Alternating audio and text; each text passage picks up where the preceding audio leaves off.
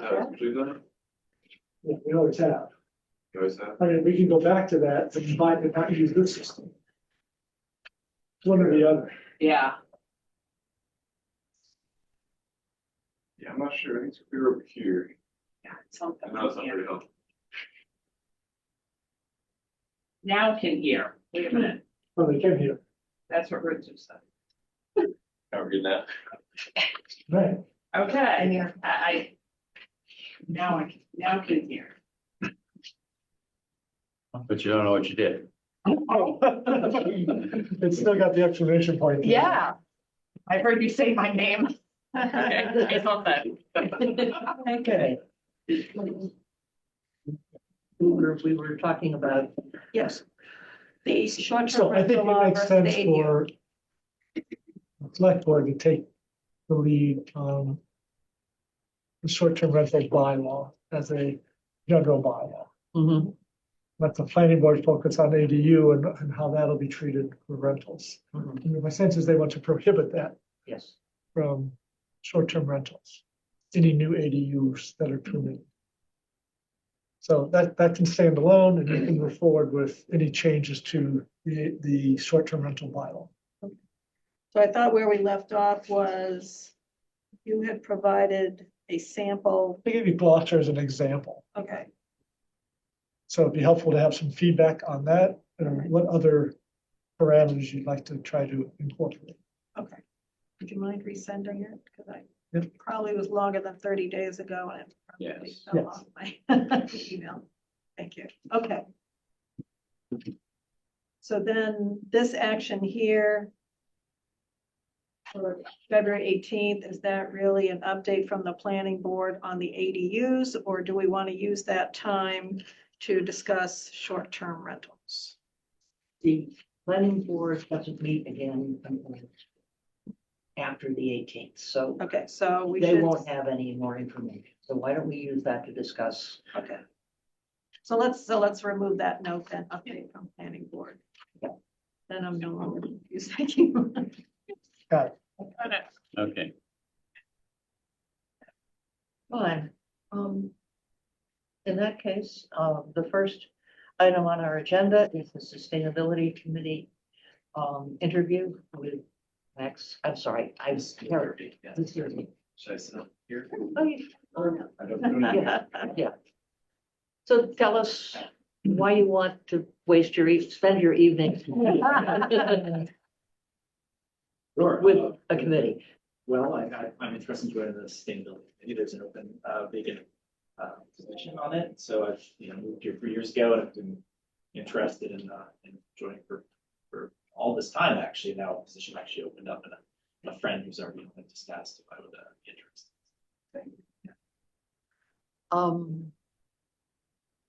You gave us a brief resume, but a little more about course. what your professional and educational experiences fit in with. Sure, absolutely. So my master's degree is in public policy with an energy environment focus from UCLA some years ago, and ever since, my work has been in the kind of sustainability world. So with the sustainable finance nonprofit called Ceres, which is based in Boston, the insurance practice there, engaged with insurance companies and regulators and shareholders on climate and environmental issues. Why they should take them seriously. This is a few years ago, and I think we're now seeing, unfortunately, the impacts challenge.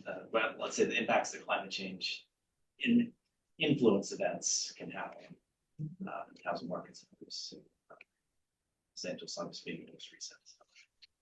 Since then, I was then with an investment consulting firm. It's called Mercer here in the city, and I was in one of the sustainable investing practice there. So I was helping investors, pension funds, insurance companies, endowments, foundations figure out what they wish to do around kind of sustainability topics. That could be kind of environmental or social issues, and then helping them develop plans of action to invest their capital effectively to achieve those objectives. So so that's been a bit of my background. Yeah. Good, Max. It's good to meet you. Have you been involved with town committees earlier in your life at all, or is this your first foray into kind of town government Not- activities? Not directly, no. Okay, And not in, certainly not Manchester. all right, fine. Well, that's good. Your perspective is interesting because you've got kind of a high level view. Yes. Things tend to be a little granular here. Have you been involved or attended a couple of the meetings?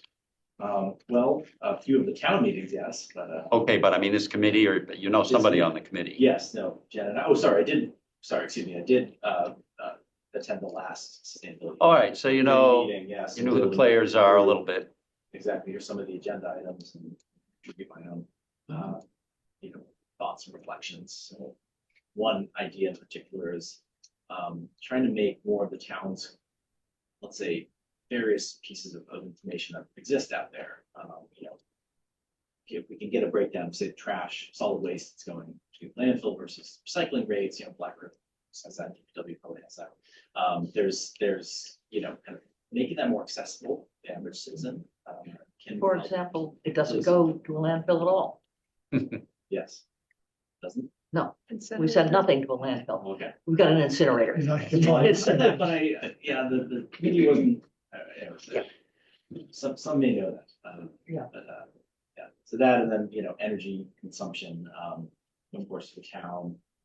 There's a lot of information that's just kind of out there. How many of our residents in this, zip code have taken advantage of mass save energy programs, for example, because that's, well, I have as well, so. 6 months ago, yeah. It can be a big Fantastic, yeah. savings for the town, for populace, for, individuals, and so, well, of course, yeah, there are environmental benefits as well, so, it's kind of just trying to package that up, and this was in the context of thinking about the sustainability committee's revamping of their website.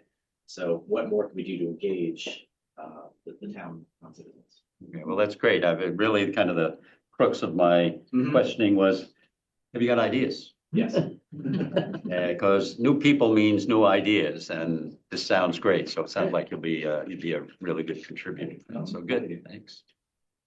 You have a great resume here. It sounds like you're the perfect person for this job. So Well, thank you. thank you for stepping up and your interest. Pleasure. Yeah, I was just kind of piggybacking on John's question. Mine is really around sustainability is a pretty broad topic. And you mentioned ideas that you have, but is there a particular area of sustainability that you're passionate about or wanted to focus on? Absolutely. Well, I think part of what I'm thinking about is the mandate of the committee. I don't want to get too expansive because yes, this can mean a lot of things to a lot of people and the United Nations, this Frontline Commission back in the 1980s, broadly thought about what does sustainability mean, and it was in the context of sustainable development. So it's really about meeting the needs of current generations while not, negatively impacting overly future generations' ability to meet their own needs. So in that context, thinking about legacies, thinking about how can we also, preserve the way of life of this town with rising sea levels, with increasing heat wave droughts we've seen in the last few years in our region and wildfires down the road, which is pretty unusual. I'm born and raised in Massachusetts, and these were new things, my few decades here. So all this to say, things are changing. Our insurance was canceled on our home this year. We had to go out and find another one, which is thankfully okay. They ended up actually saving money, which is great. But all this to say that was kind of just an indication that bigger pieces are in play, and this town, can be impacted by all these global things happening because this perspective. Thank you. And thank you for stepping up and volunteering. Appreciate it. You have covered anything that I was going to ask. Jeff, I think you have a Ready for motion. Yep. I move that the select board appoint Max Messervy, Thank you. okay, to the Sustainability Committee for a term to expire on June 30th, 2026. Second. Further discussion? Yes. Anne says yes. Kathy? Yes. Yes. Jeff? Thank you. Thank you very for much. stepping up. Very much, My Max. pleasure. Thank you for having me. Yep. You. Meet you. Okay. Quarterly reviews. The police chief is first. Absolutely.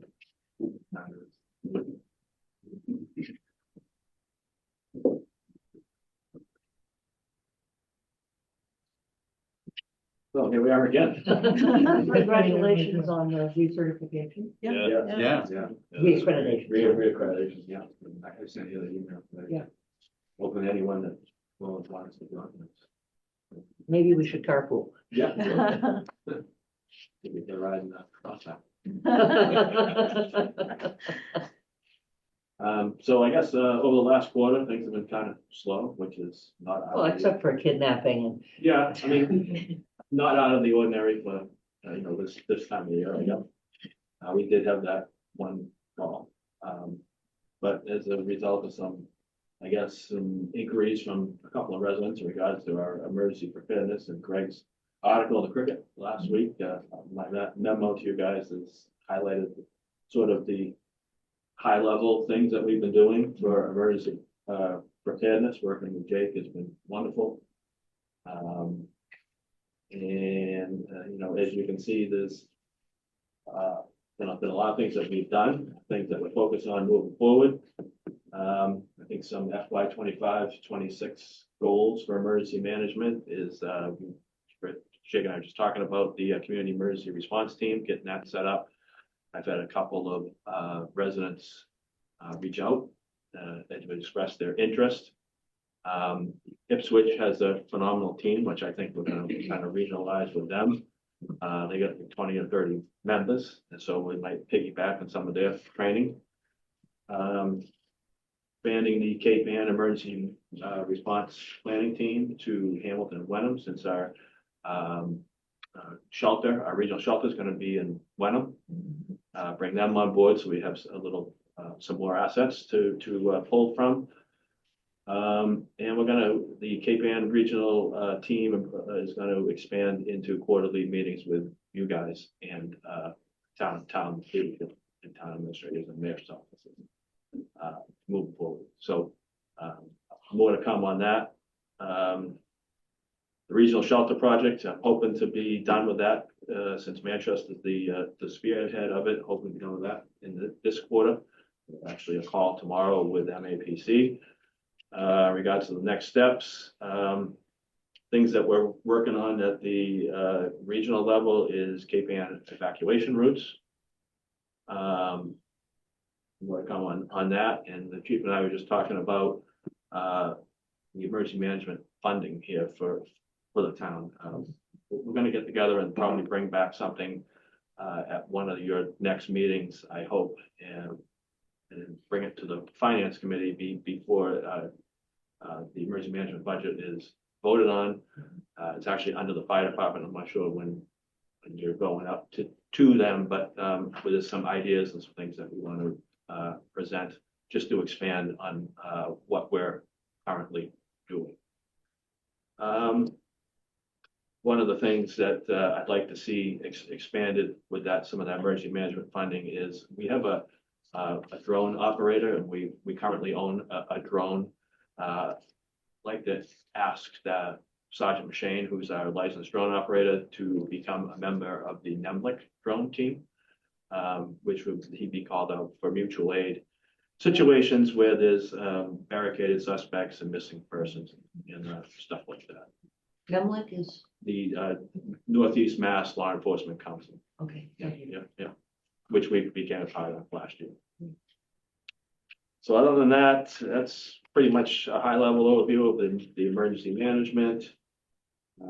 Once again, we're starting to recruit for parking enforcement. Haley Donovan has been with us for the last couple of years. She's going to go to the full-time police academy. We're thinking in June. We currently don't have a position for her. However, we have a sponsorship program in which she takes on most of all of the liability and all of the expenses.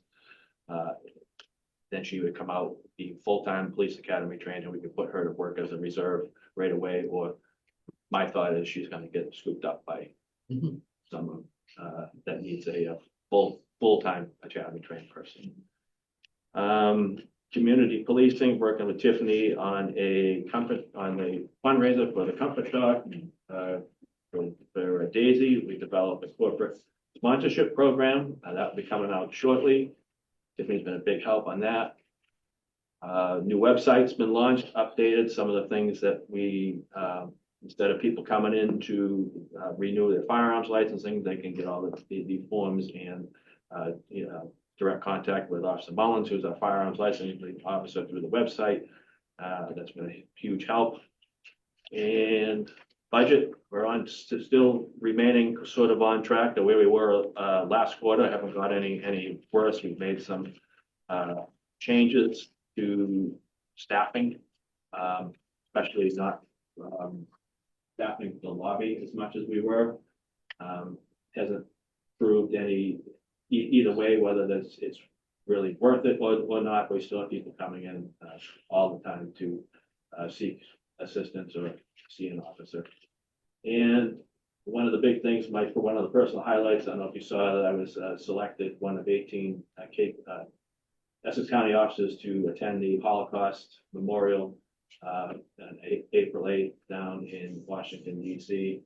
And the purpose of this is to educate law enforcement officers of the current day of the role that they played in Nazi Germany back in World War II, and that's sponsored by the Lappin Foundation and Cliff and Susan Rucker Charitable Foundation. So I'm really looking forward to that. People I've talked to, and officers that have gone before me, have said it's really moving and a really good experience. So I'm happy to do that one day. So that's kind of where we're at this quarter. And like I guess, like I said, the focus is still in emergency management. Question I have, and it's probably for fire chief as well. I don't like having things stored in multiple places. So I'm wondering how you're working with having your website and separate from the town website. Well, we have direct links on my website, so it's a direct links to the town services. So Okay, is there a corresponding link yes, for the town website. to the town website? So if I want to renew my firearms license, You go to the town website. I go to the it town. goes right down. Okay, so it is reasonably well integrated. It's just anytime you have two pieces of a piece of information stored in two places, one of them's wrong.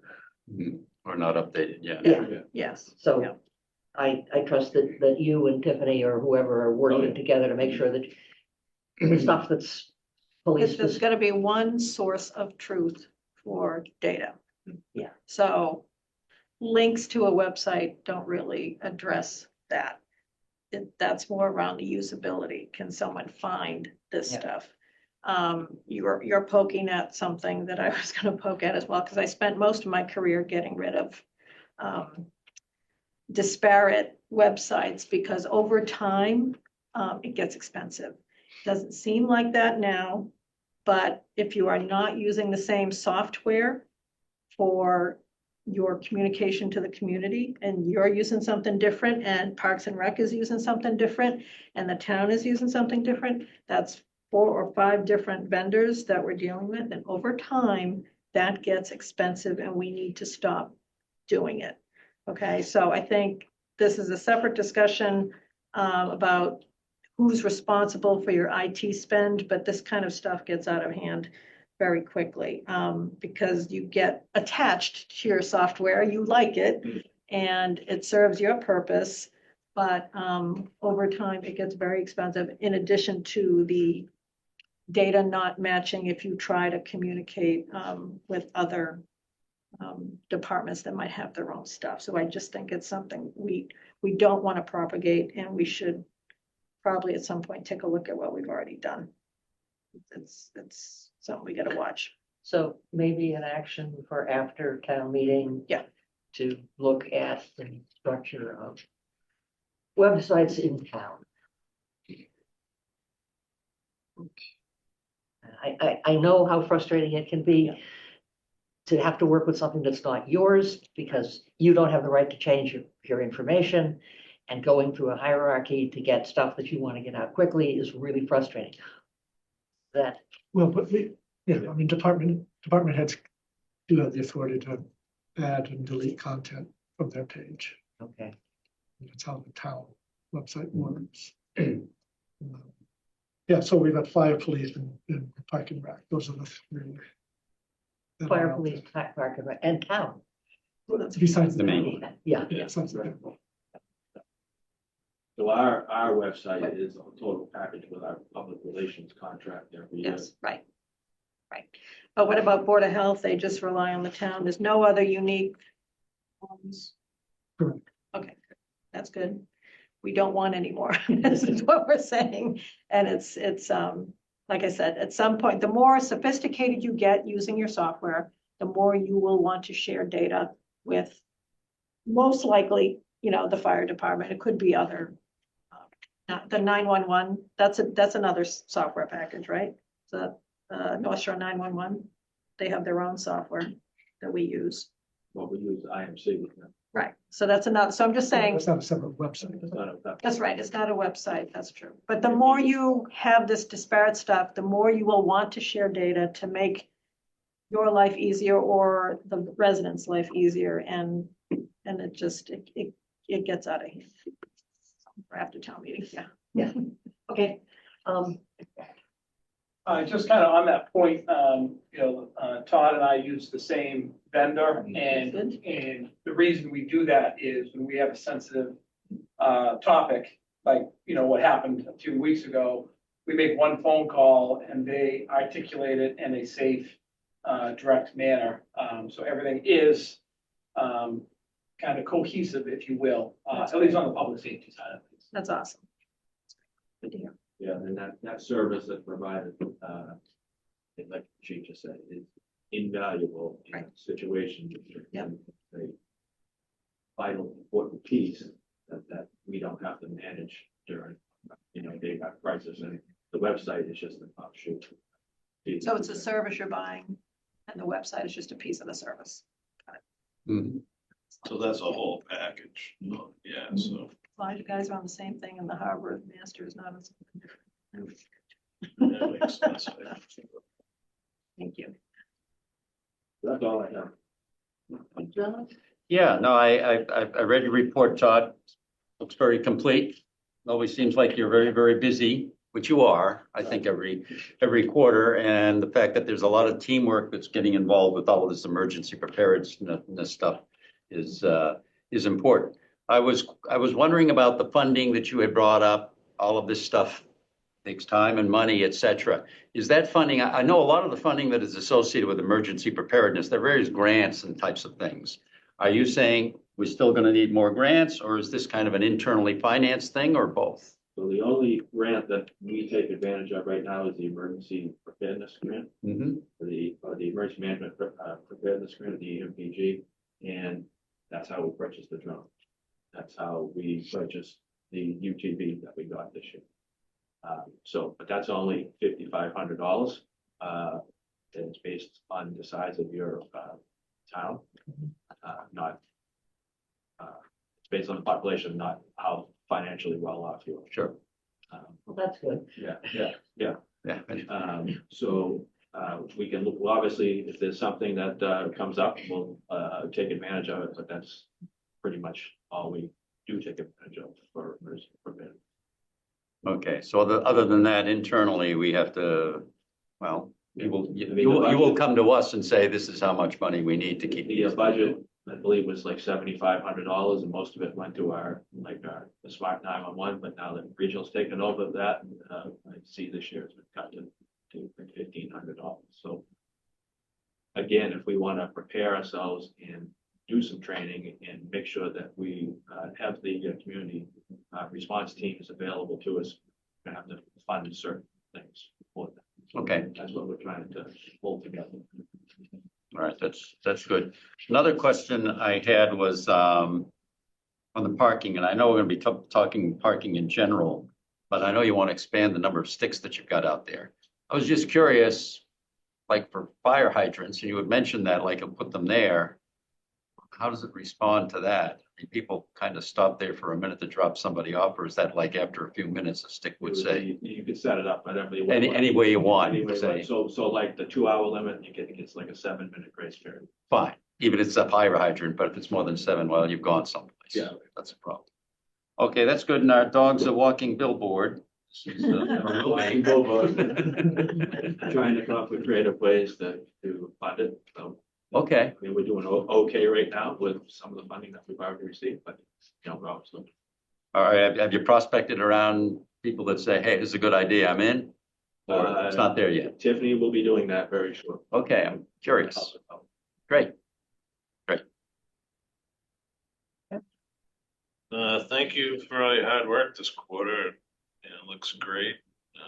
Congratulations on being selected for the Holocaust project. I'm sure yeah, that should be interesting. Emergency preparedness supplies, what do you think us as a town, what is our biggest hurdle there? Flooding, Yeah. flooding in your infrastructure. When we did the drill or the tabletop exercise, the biggest concern was our wastewater treatment. And obviously, your public safety. But we lose the wastewater treatment, I mean, there's months and months and months to get back online and pumping all your sewage into the ocean.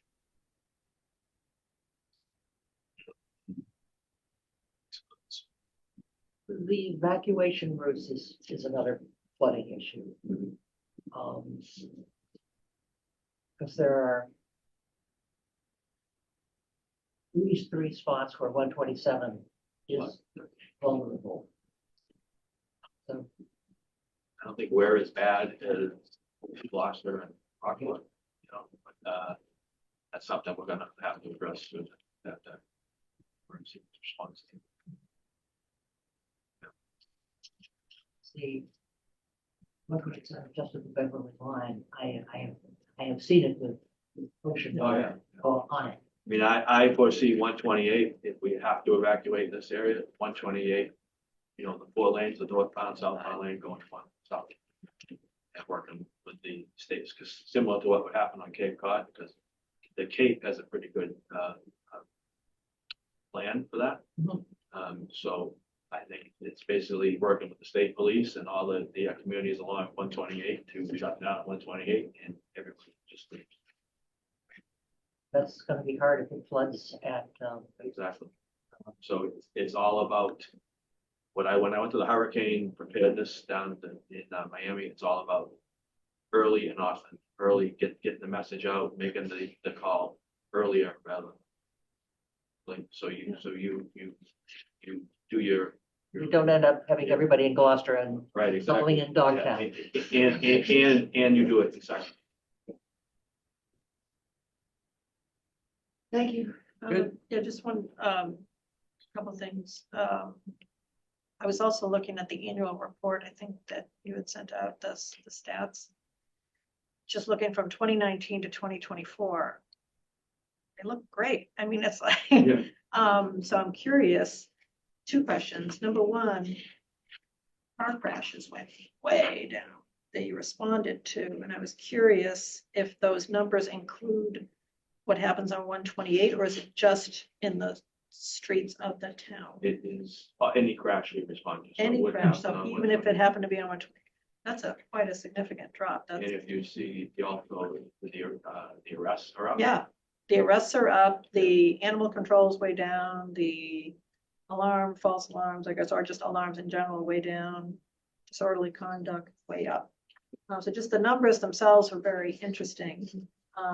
Is there anything that we need to know or that where we could be of help? No, not really. The arrest increase is, I put it due to a younger, more motivated police department. Okay, That's my take on that. You know, they're out there doing their motor vehicle stops. Yep. A lot of it, I think the operating under the up to, okay, yep. so that's just my take on it. Your take is better than the rest of ours, so I'm happy with that. I don't think the call volume, I don't think the nature of the calls has changed. I just think it's more proactive. Okay. Great. And we're going to talk parking later, so that was it. Just thank you. I think everything's going great. You already did me. I'm sorry. Me too. Okay. Okay.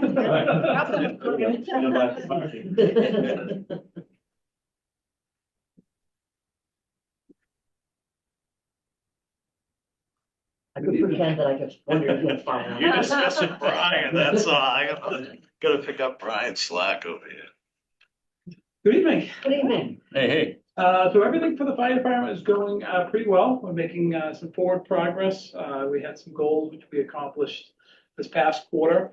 One of the things that we completed was an evaluation of every employee, and then the officers and their officer evaluations of me. We kind of did a 360 kind of look and came up with strengths and weaknesses, and then we made some group changes and shuffles to optimize our strengths and limit our weaknesses.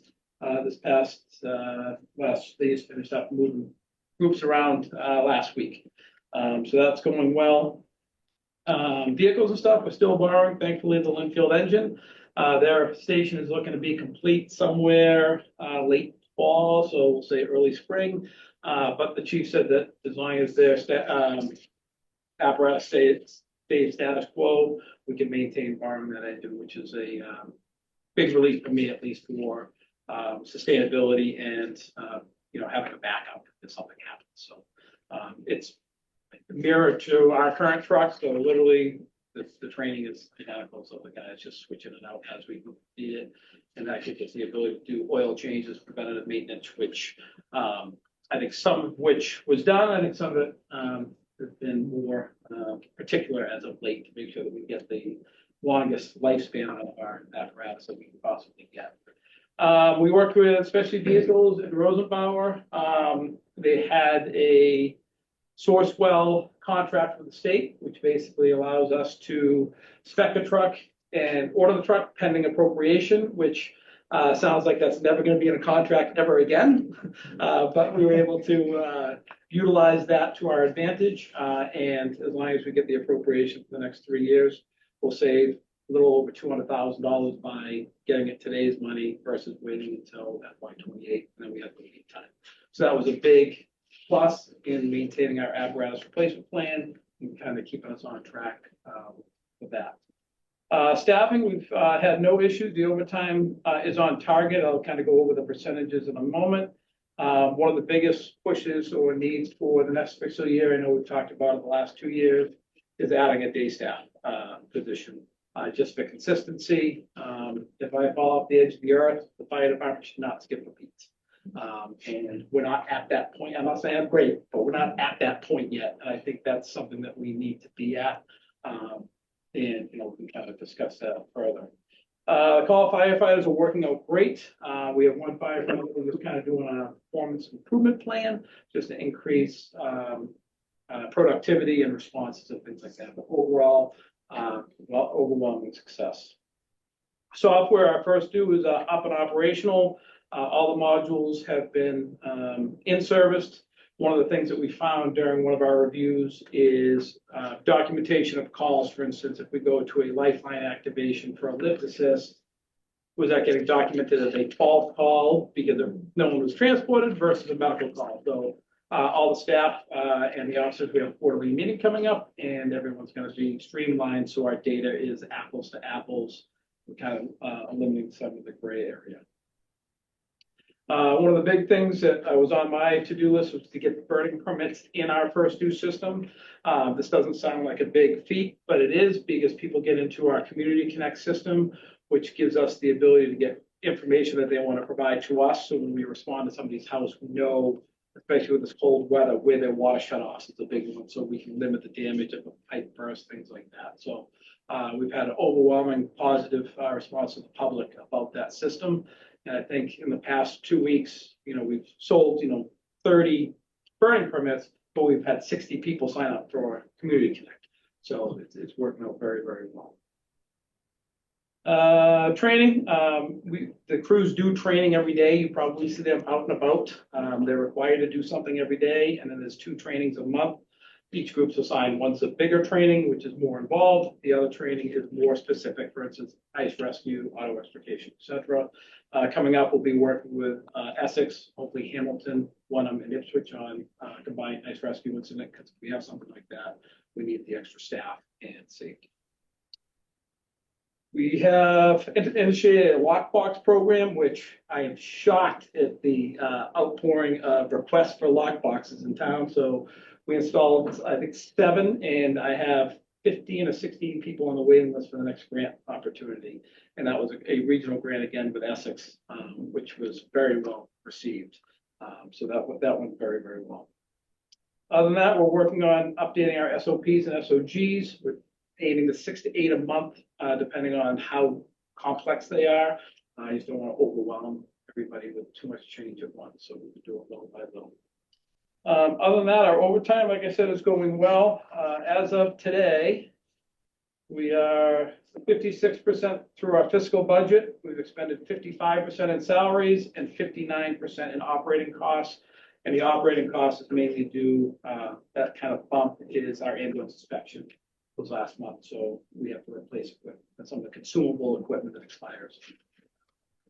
Overall, we're on trajectory to beyond the budget for. Other than that, I can't say enough about my counterparts in public safety. Just during the snowstorm, a crew reached out to me and said, we showed up to a medical and the DPW had already plowed the street and the driveway because they were right there. That is something that, we should be proud of, and, having all the departments working together really, the community sees it and I see it, and it's a huge benefit that you don't see in a lot of other places. So. Okay. If you were to find yourself in a position where you needed plowing, how do you have a way of? So the DPW was monitoring our frequency on the overnight. They heard the medical come in. They had a plow already on Summer Street and went to the address that we had, and they were already in process. But we have them in our radios as well, so we can call them on their channels. Okay. Yeah. But it was literally, we didn't even ask. It was already done, which is pretty impressive. So I have some questions just around, we talked about emergency preparedness with Chief Fitzgerald. The wildfires out in California, right? So it's on everybody's mind. We had our little sparks that we had over the fall. That, and just in general, out of all the 9 square miles we have here, where is the biggest risk from a fire standpoint? So we just finished up the Cape Ann, Cape Ann wildfire preparedness plan. So they looked at the Cape Ann as a region. We have hopefully getting additional funds to actually go in and actually look at the depth and how thick the woods are. Right now, I'd say our biggest risk is probably from Pine Street to Beverly Farms and the Crooked Lane up in that area. One of the things that we've been working with now, thanks to Chief Fitzgerald, we were able to use the emergency preparedness grant to get that side by side, which increased our ability to get into the woods and actually look at the trails, see where our hazards are. One of the other areas, we look at water supply. That was a big thing that came up in California. Chuck and Nate, we've been in conversations with the water supply. Some of the infrastructure upgrades that we've been doing has made a big difference. Now, if we see, I haven't responded to an email yet. We've had a bunch of emails coming in from residents concerned about wildfires. If we had multiple house fires and a brush fire going on at the same time, if it was just here and we could bring water in from other towns, we might be okay. We are set up with a 10-alarm running card through Essex County, so we have tankers already ready to come here if we need it. And that's automatic with regional. So if we go to a certain address, we can just say we need a tank truck task force. That will come automatically. It's already predefined. When we went to Middleton, we were part of the forest fire task force. So that was a predefined response. So that would be what happened if we had something like that happen. Aside from the brush fires, is there any particular area like in the downtown or area that you consider high risk? And the reason I'm asking the questions is now we've passed, our response to the 3A zoning, and we might see more multifamily structures and they are different, right, than the single. Yeah, so I mean, we look at, urban interface, and you look at, Powder House Hill, for instance. When you look at it, square footage or acreage wise, it's not that big, but it probably has as much of an impact, if you will, as the woods that I was just talking Right, about. right. Because it In the interacts center of with all town, those right. So basically, all it comes down to pre-planning.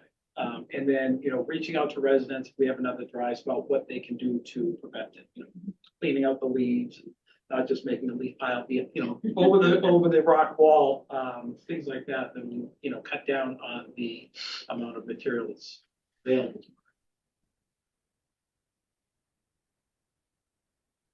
Great job. Thank you for all your hard work. Getting out in front, making that deal on that engine, that's huge, because get out in front of EPA changes and all that, it's gonna save us a lot of money, so that's great. One in the packet here, I had a question, the incident heat map, Yeah. what am I looking at there? So basically, that's for that last 30 day, I think you're probably looking at December, because I didn't get my stuff to you till this morning. There's other things going on. That incident heat map is the last 30 days of where our incidents are occurring.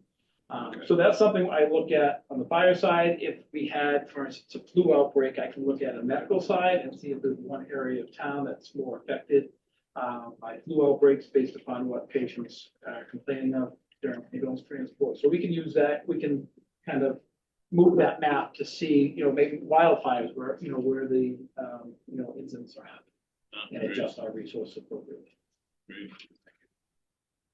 All right, in follow-up to that, so heat map, that's just not, that's all of your activity. For the last 30 days. Right, Yeah. medical and Yes. fire, which is Yeah. heat, and I wasn't sure when you said Yeah. heat, Right, Yeah. it wasn't drawn. We can, if you wanted to know medical versus fire, we can, basically aggregate that out, if you will. No, I don't know, in the last month I may. Same. That's another story. So, so I'm glad to hear that the Linfield fire engine, we're just not warehousing that. I knew that we were had that because they got no place to put it Yep. yet. Yeah, it was a mutual thing, we've done a little change, That's good. we've been a good borrower of it, which they appreciate. And if you don't use it, you lose it sort of things. You want to keep it active, so stuff keeps on moving, so that's good. I've got a question about Community Connect, and how long has that been live now?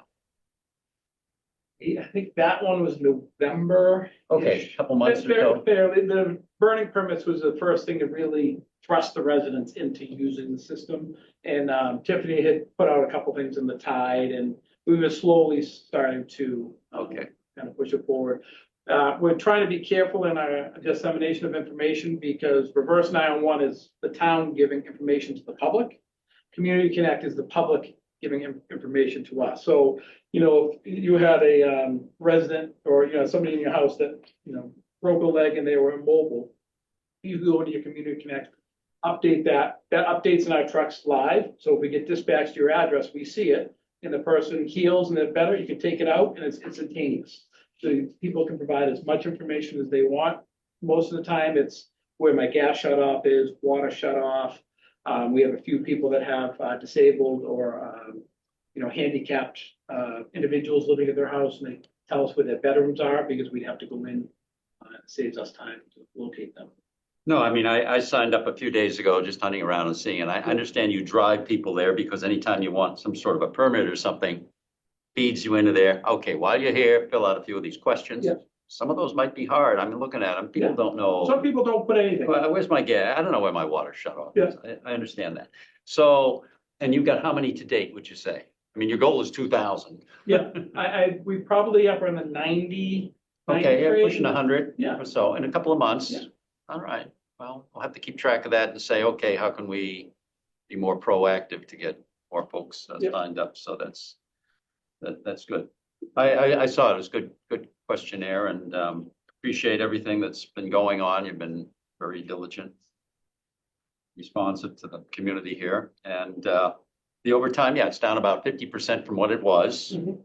Kind of tracking And good? Yeah. So. No, it's well, and it gives us the ability to, that we can do some more, we can do on-duty training, and we can bring a few people in from time to time to make training consistent, which is important. Because if I give 4 groups a training outline, it's gonna be completed, but there's gonna be some irregularities in some of the Yes. outcomes. So having, the training coordinator come in from time to time to run those trainings, makes them that much better. Like, we have the ability to do that. Well, thanks for everything you do. Just, we're thinking of fire hazard areas. The area around Loading Place Road, heavily wooded in the area, no water. So we have a couple different options. There are a couple ponds that we can draft from, depending, again, if we're in a drought situation or if there's. Or it's iced over. Yeah, exactly. Or what we do is we come in down Forest Street, grab the last hydrant. And again, we can either do a tanker shuttle. So for instance, Essex's tanker holds 3,500 gallons of water. Middleton has one, Newbury has one. So there's a few of them. There is a response delay. That's why one of the things that regional's tasked with is based upon calls they're receiving. They don't have to wait to ask to do certain things. Certain things are just automatic to reduce the reaction time. Okay, so would that area be highlighted in some way? So on our maps, if I put an address in, it'll say non-hydrogen area. It might even say limited access where, some people put pillars up and our fire trucks can't fit in there. So we have to adjust our response capability. So whole bunch of things come into play, but yes, we have all that, outlined in our software. And we also have that on paper too, that way it fails. And I try to update the paper quarterly in the binder, so we have something to refer back to. Something that somebody asked me is, when you go for a medical call, Yep. you tend to roll a lot of equipment. We roll 2 pieces to a medical call. Typically, depending on staff. So if we have a 3-person crew, you'll have 2 people in the ambulance, and you'll have the officer on duty in the car. Okay, If we have a 4-person crew, you'll have 2 in the ambulance and 2 in the firefighter. The reason we do that, we send the people because most of the time, when we come across well-nourished individuals and only on the 2nd and 3rd floor that we need to carry down, so we need extra muscles. And then also the amount of calls that we do, the simultaneous calls, having 2 pieces of apparatus allow us to peel off and go to a second call at the same time. And on average, we're doing that about 18 times a month. We have a simultaneous. It's insane. Because we'll go, we can go 20 hours without a call, and we'll do 3 in 15 minutes. You're like, can we spread this out a little bit? But maybe you could do that through, and then reverse 911. Yeah. So that's the Please reason. schedule your emergencies. Yeah, and so that's the reason that you see those apparatus responding, is because of extra, Okay, so if a truck shows up, Yeah. it's not because the car wasn't available. It's because there's 2 people, and then if they got a fire call, Yeah. they can go. It's a concern for people like me who have long windy driveways and are we going to get the truck backed into one of my pillars? Yeah.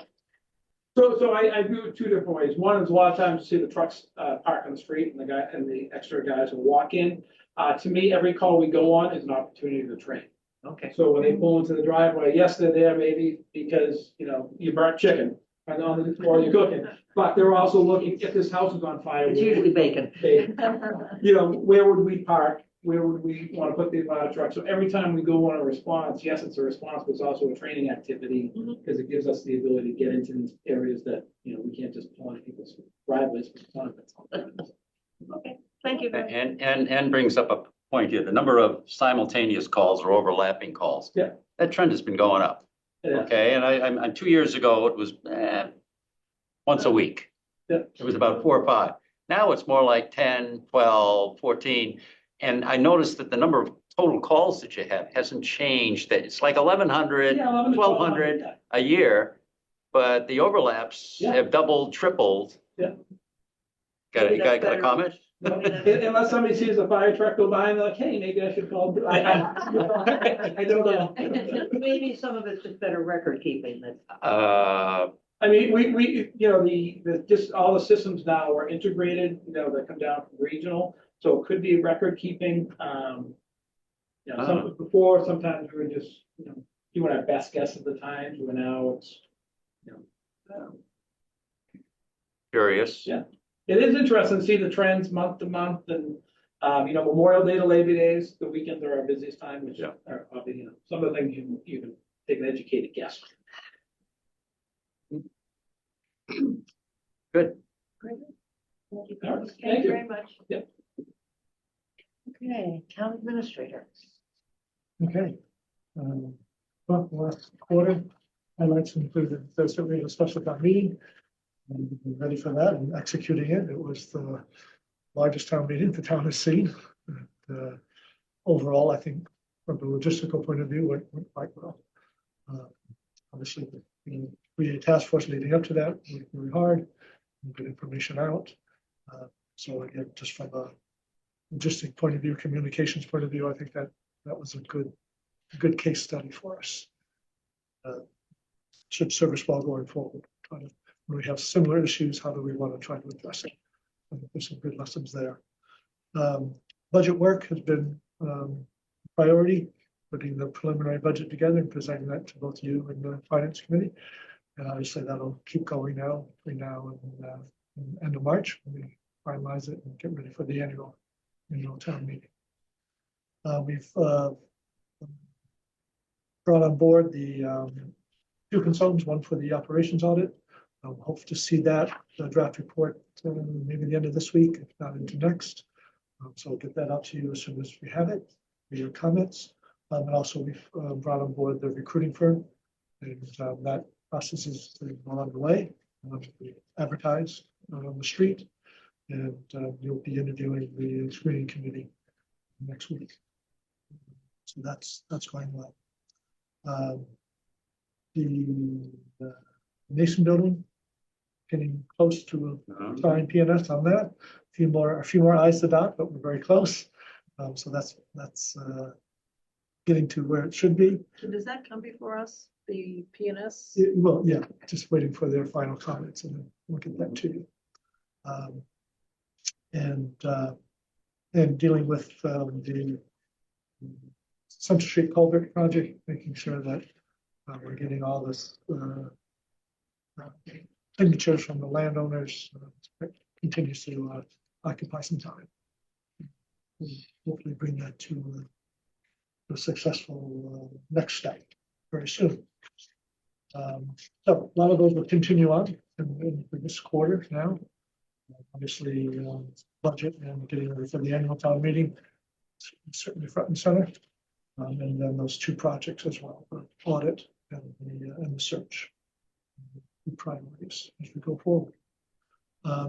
Staffing wise, we do have a new conservation agent starting up in the middle of February 11th. She'll come on board. This is a shared agent between us and Hamilton. We have 3 days a week, and Hamilton will have 2 days. So a couple of bits and starts there, but hopefully this will be a solid hire, and someone will stay on with us. Similarly, we were struggling to bring on board a custodian, and a new person started today. So that will be a lasting relationship as well. Question. So what are the responsibilities of the custodian regarding like the scope of that person's responsibilities?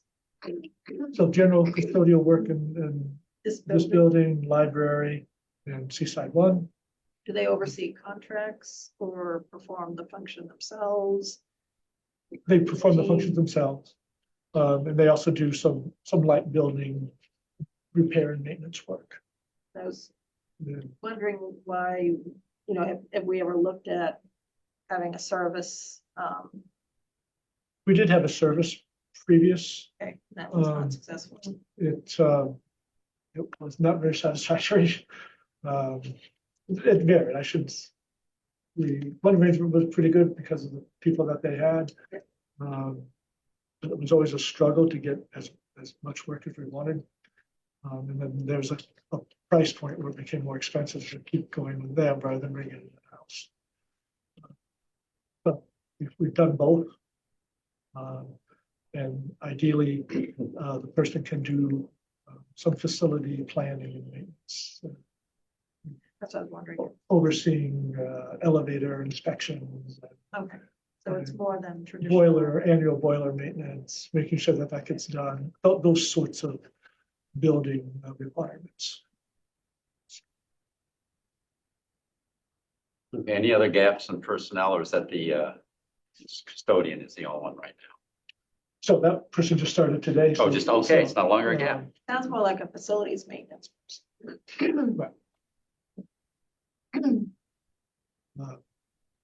So, no, right now, Good. we are fully staffed. As of today, oh, not quite, by, when the agent comes on, we still have that to bring on board. Okay. And otherwise we are. Looking to town meeting and electronic voting, are we looking pretty good there? Yes, I think we are.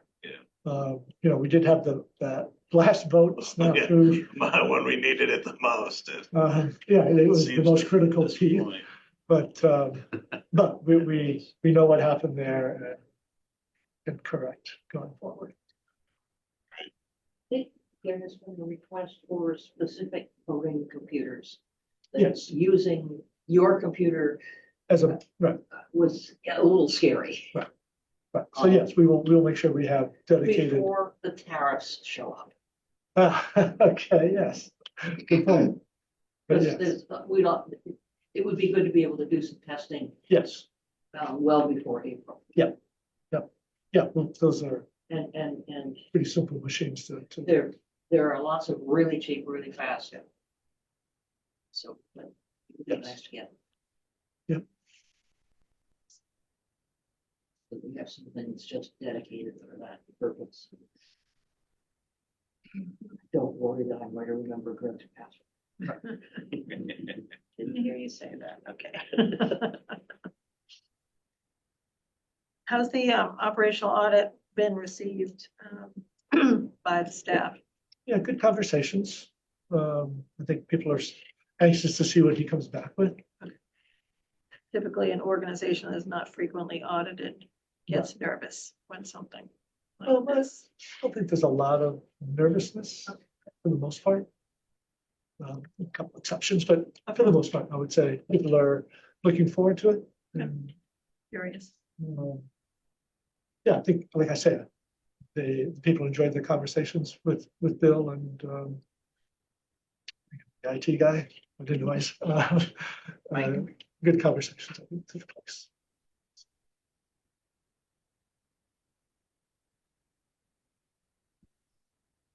Well, I always kind of look at your life quarter by quarter based upon, certainly in part at least, what the articles are that you write in the paper, because Yes. that's the hot buttons Yes. of your life. And I'm looking here the last quarter, 3 on zoning, that's no surprise. Right, yeah.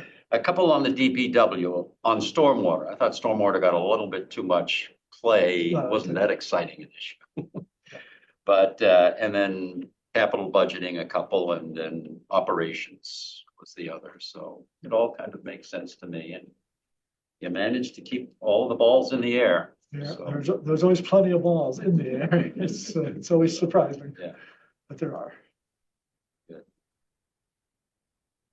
Yeah, this week's article will be on aggregation, which I saw that just before I went out the I'll door. talk a little bit about that during my report later. Thank you again for everything. Yeah. you Yeah. do. Thanks, yeah, thank That's quarterly reports. I understand that we are not talking about.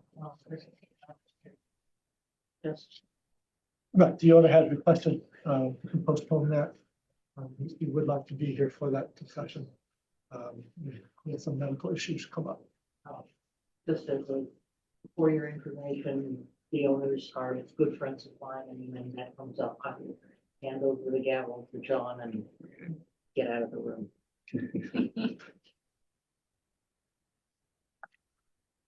Okay. The Parks and Recreation Committee's naming policy.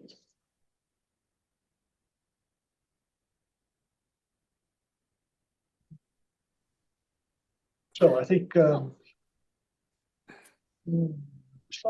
there you go. I am here. Oh, there you are. Thank Okay. you. I am here. However, my camera is not coming on, so I guess you just get my voice tonight. That's fine. That's fine. So I'm not sure who saw the email, but we probably a year ago or a little over a year ago, after the Pine Street field was finished, we got probably 4 or 5 different people asking about having the field named for somebody. Not all the same person, but different somebodies anyways. And we were tasked by you guys to come up with a policy. So I called around and talked to the committee and called around to some other towns, and most of them it is a select board situation, but a lot of them do have a stop at Parks and Rec first when it does involve an athletic field or any recreation areas, really. So I came up with the committee, and I came up with the policy that I sent, as well as the kind of the application.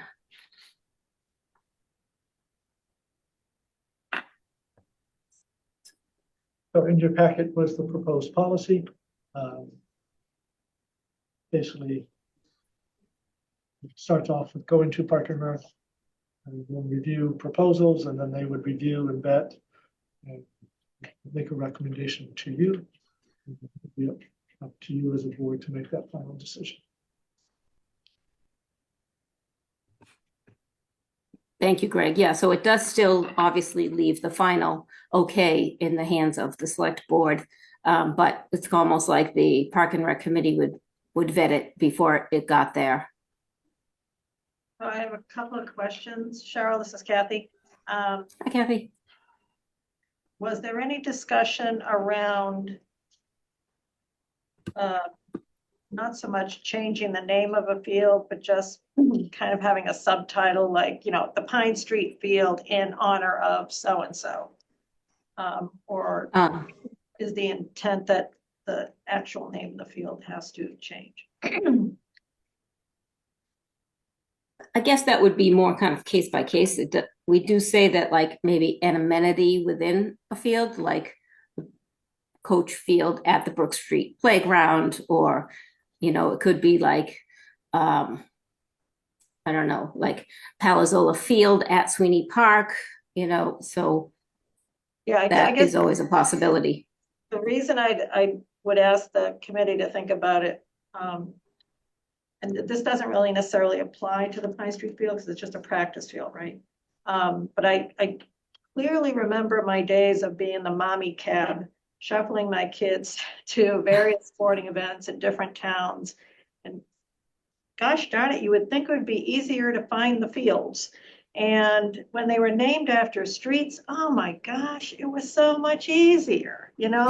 And it sounds like something silly, but when you are a busy parent or, you know, a grandparent who wants to visit their kids' play, and the coaches don't tell you where the game is until the last minute. Not that that ever happens, but it's nice when the field is named after something geographical that you can at least Google and get into the right part of town. So that's kind of my bias. So that was the reason for my question. The other thing is I've noticed since I moved here, people seem to call it the Brook Street Field, even though it's Coach Field. I don't know. I hear a lot of people refer to it as Brook Street. Oh, yeah. It was. Yeah. So I agree, but I also think that is a little unique in that it's Coach Field. So yes, yeah. people get a little confused. But I do hear it referred to as either or. I personally have a bias towards geographic references, but an honorary thing, you know, I would certainly support. The other question I had was the way the policy is drafted, it looks like whoever got to submit an application first would, the early bird gets the worm, and I was wondering if we should have a clause that says, if someone suggests it be named after a person, that we, solicit ideas from other people. I would hate to have it be just, we look at an application just because someone had an idea and 5 other people didn't. And then the field gets named and then people come out of the woodworks. Well, if I had known you were going to name the field after somebody, we would have submitted an application, so just, I didn't see that as part of the process. So I would ask, that maybe we think about that. So those are kind of my two pieces of feedback. Yep, thank you. And there is a 6-month waiting period, which may take care of that, but also may not. So Yeah, thank you. That's something to specifically say consider. that we would announce, someone has requested the field be named, and if anybody else would like to submit an application, please do so within this time Yeah, frame. that's That a kind good, of that's a thing. good I clarification. just feel like we could get into a whole bunch of trouble. No, we need. Yeah. Consensus. Yeah, Yeah, exactly. I agree with that. Right now, we don't have any policy, right? Correct. Yeah, I don't know how these other fields got named, Sweeney and Highland. I guess they were important people at one point in time, but they just kind of got names put up there somehow. Well- Joe Island was a football. He was a coach or something. Coach Field was too. Right. And Sweeney, the DPW. Is that right? I did some looking up Yeah, because yeah. I felt if these parks are named after somebody, I ought to know who they were named after. I was surprised that Sweeney was named after, I believe, a DPW director, yet the news article I saw talked about this other gentleman who had done all this volunteer work to get the park in great shape, and I'm wondering why the park wasn't named after him. So Maybe. and I don't know, so Just it's, like way back before, Yeah. I know my time, I don't Yeah. know Way about back. Ian's, So- but Well, just, It may be that the guy who did all the work said, name it after the DPW director, maybe, but maybe. that's. the only observation I really have, Cheryl, is that I think that this is kind of focused on, we're gonna name these parks after somebody.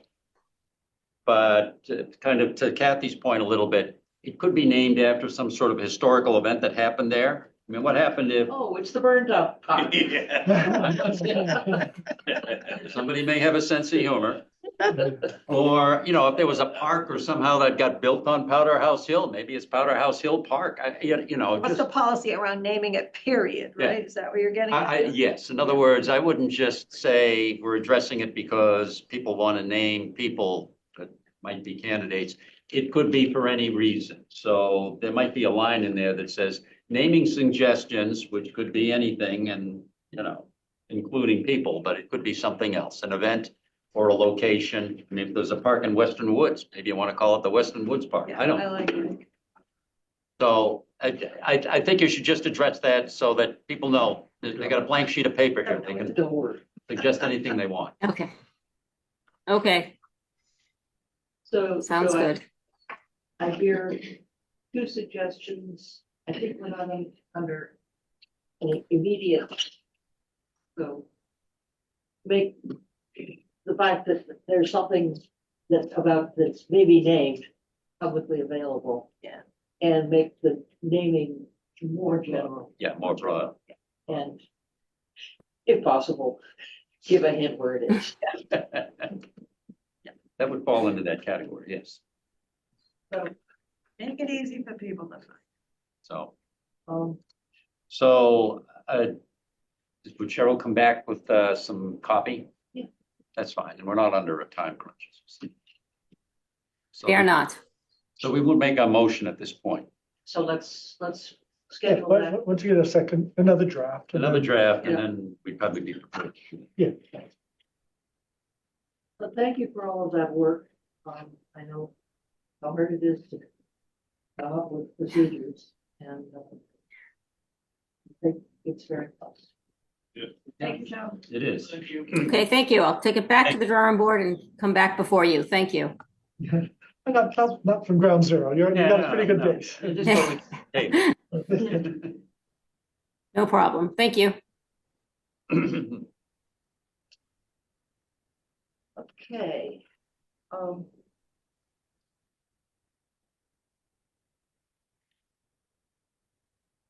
You might, so discussion items. Discussion items, I'm just wondering, if you might pick up hiking. let's pick up our, Pick Yeah, that first, just because Cheryl could, in the cheat is here, so. Yeah. okay. Sure, so, well, parking is a perennial topic in the town for sure. I think this past season, overall, I think certainly from the chief's position, the sheriff's position, and town clerk's position, things worked pretty well. We had the new parking sticks out on Beach Street. That certainly helped with enforcement, allowed the parking officers to focus on other areas, and that could sort of be automatically handled on Beach. The parking at Singing Beach, it was a busy summer, and the weather was good for many weekends. There were nine days when that parking lot was at capacity.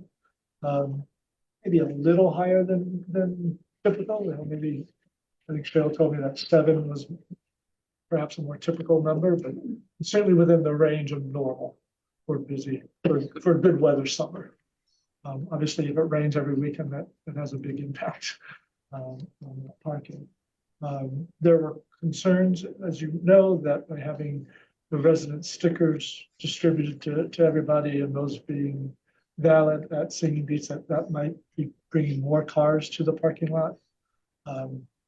I don't think we can say definitively that was the case. There's some people still have that concern though.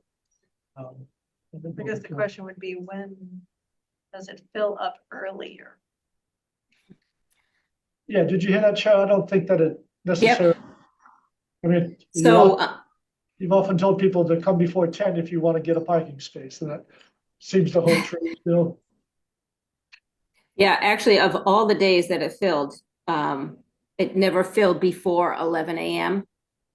So most days when it did fill, it was by 11 a.m. But then some days just afternoon time. So 3 of the days were afternoon time, 2 of the days were by 1 o'clock, and then one day that was 2:15 or after. So like Greg said, whenever people ask, when does the parking lot fill? We always say, try to get there between 9 and 10 in the morning.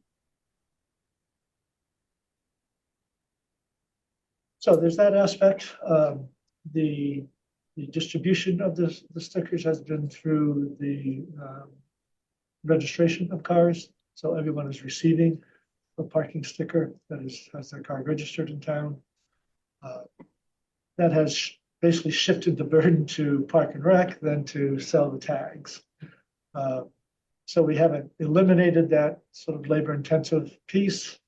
A little bit, people are pre-ordering a little bit of the tags, but we're still handling a lot. The stickers are being done by the vendor, so we've taken that burden off of town clerk's office. We've incurred some additional cost because of that, by having the vendor do it.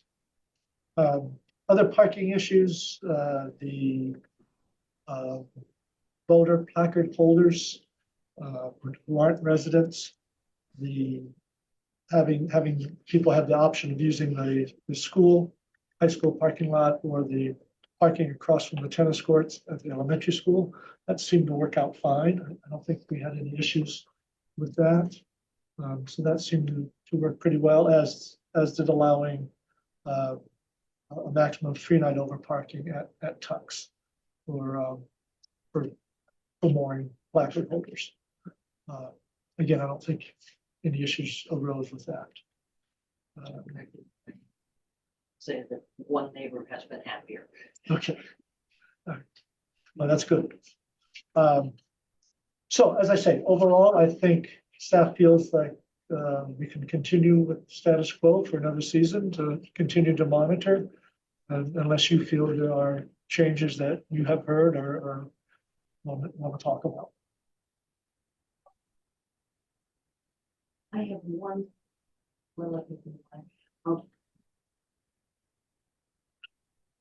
The adhesive on the stickers on the cars is immovable when it's cold out.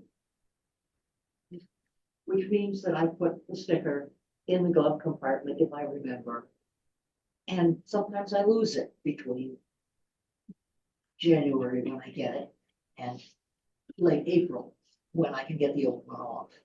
Since the stickers are good, last year's stickers are good for neighborhoods, I think until early spring or spring. Maybe we could mail them out when they can be used rather than in the middle of the winter.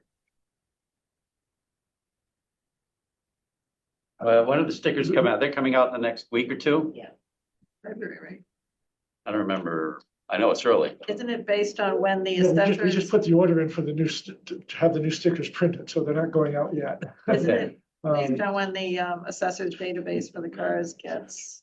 Well, but we don't have to do it then. Yeah. We can, I like Ian's suggestion, I'm we thinking, can delay it, as far as I know. right? We'll say as long as they're off by May 1st. Or you could turn the defroster on. Yeah, but then I have to run the car and then I gas myself in the garage. No, I can come out with my heat First gun. world problems. I think. So you can buy yourself a heat gun.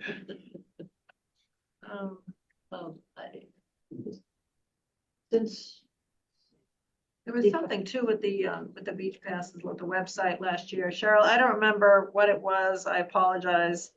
But I remember it was the first time I had to order the beach passes through Parks and Rec instead of through the town's online system.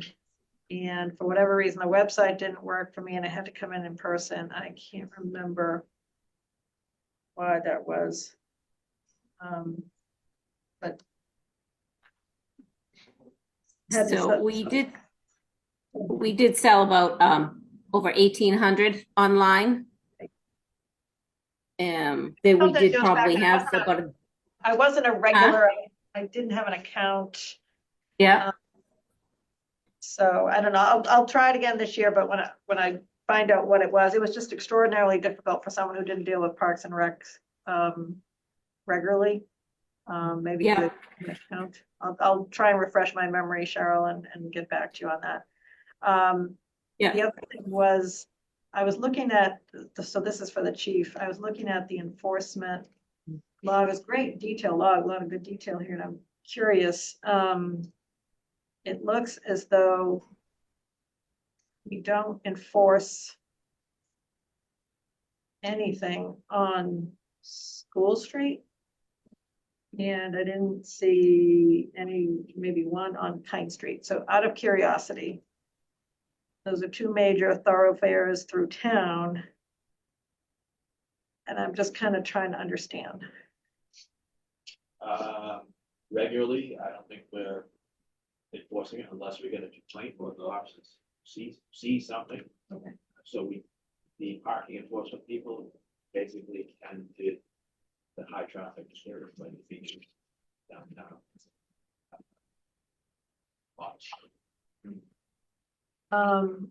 So in order to get enforcement, like, Pine Street would have to call. The section of Pine Street that was on the parking enforcement group, whatever it's resident parking going up. Yeah. That was on the roof. I'm actually interested, we had a lot of people driving the wrong way and actually, how did you phrase it here, wrong way parking? Like they had to drive on the wrong side of the street. Yeah. Instead of doing a 3-point, yeah, that happens all the time. And so I'm curious as to what the enforcement is on, and even School Street is such a narrow street. Something to think about. And then my other question was related to the decision we made at the last select board meeting around the crosswalk in front of Seaside 1. Was my memory correct that you're supposed to be 20 feet away from the crosswalk, or was I mistaken about that? Okay, because I put a call in to the business line on Saturday. Someone moved it. Okay, they moved by a good 5 or 6 feet in front of, the barber shop. So I happen to be walking my dog, I'm crossing the street, and I'm like, okay, that cone looks like 20 feet, but this one over here looks like not. So I took out my little measuring thing on my app on my phone, and sure enough, it was only 14 feet roughly, so Check somebody this out. moved it. There is temporary signs there. But it's on the problem is it needs to be painted and it's just. Right, so that's what I'm leading to, is that the temporary solution is not working. I asked about painting the last time. And is there a prohibition against painting during the winter or? Yeah, it will. Temperature. Paint doesn't work. Yeah, so it's too cold right now, that's the issue. Okay, so So when does, well, the plan is to be painted, but it. Okay. Yeah. so when does it get Well, warm so- enough? Is there a plan to maybe think about Eliminate getting that. rid of it or moving it? Oh, yeah, I'd love Yeah. to. But we Yeah. can't do it until we can paint over. Again, it's an issue of Right. the temperature. I mean, if So- we, you know, if there's a warm spell, if there's a warm week in February, it's possible. So I think part of it is, you know, the crosswalk itself, you know.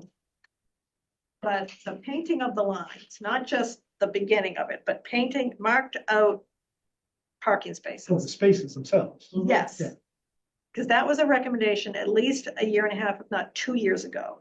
And it's been warm since the recommendation came to us. So I'm just trying to understand if there's a barrier or something we didn't decide, or what does it take to get lines painted in the street for the parking? So maybe a communication issue. I think DPW interpreted that as the discussion was only on Beach Street, Beach Street. Really? No, not on Central. I mean, Central is a mess. And it's not getting any better with I think it was one of our, But do we really want to get into painting lines before we do this culvert project? Because that's all gonna change. I think that to that point, I don't know how much it costs to paint lines, but right now, because there's no cars on Central Street, you just pull up and stop. And then all of a sudden, what's gonna happen is then something happens and it's a haphazard kind of thing. So to that point, I understand, but I don't know how much it costs. Yeah, it's, it's a can of paint. I'll do It's the it. I mean, we're not using the fancy, No, we're just. No. you know, glow in the dark paint, the thermoplastic paint. This is just white paint that we can put down. I just, That'll be fine. I just want us to have an agreement or say we're not gonna do it, but my recollection is there was a recommendation. I thought we all thought it was a good idea. Maybe I'm mistaken, but I still think it's a good idea to paint parking spaces. And even if it's something that's only for this summer, I mean, because the culvert, that's not starting till the fall, right? Mhm. So summer's our busiest time and I think Yeah, I it mean, would if help. it's not, if it's not a lot of money, go paint lines. I don't have a problem. I just don't wanna. Yeah, I don't wanna waste money. How much the culvert's gonna affect that into Central Street.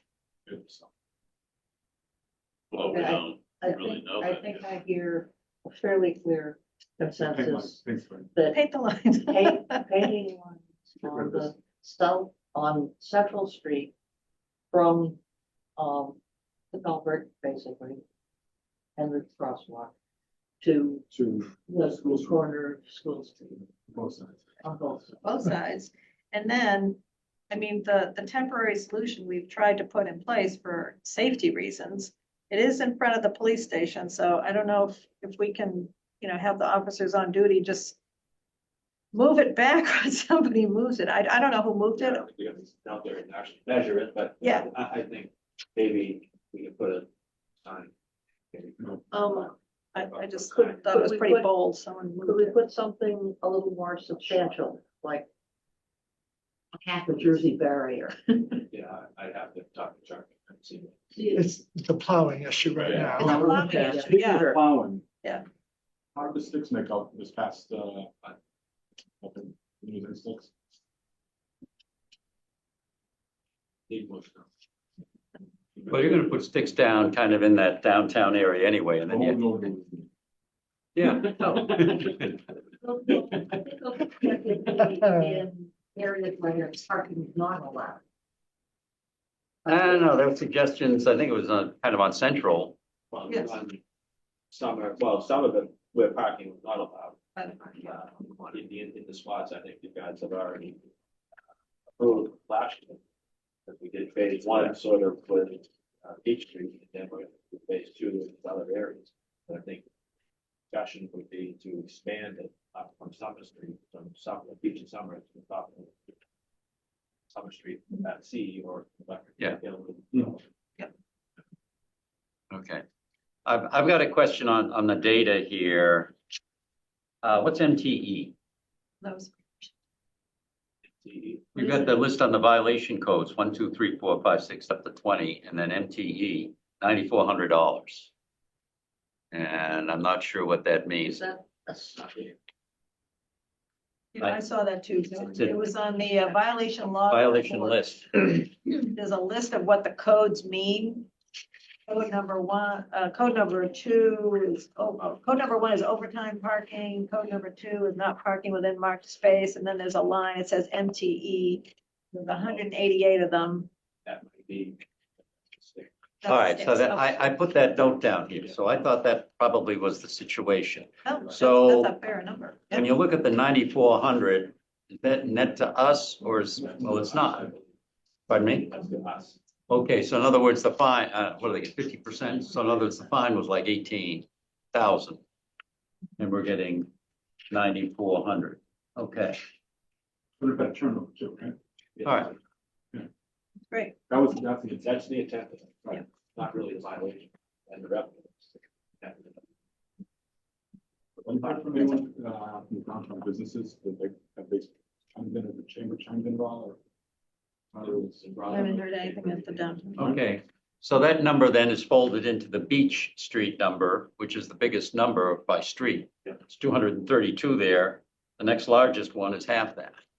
So That's the stick. that's the sticks is driving that number. Okay, That's good. okay.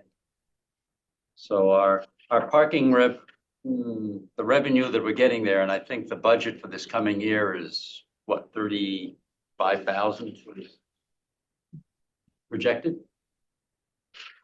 Yeah, For the parking. for the officers. Oh, no, I'm talking about revenue, on the revenue from side. tickets. Oh, revenue side.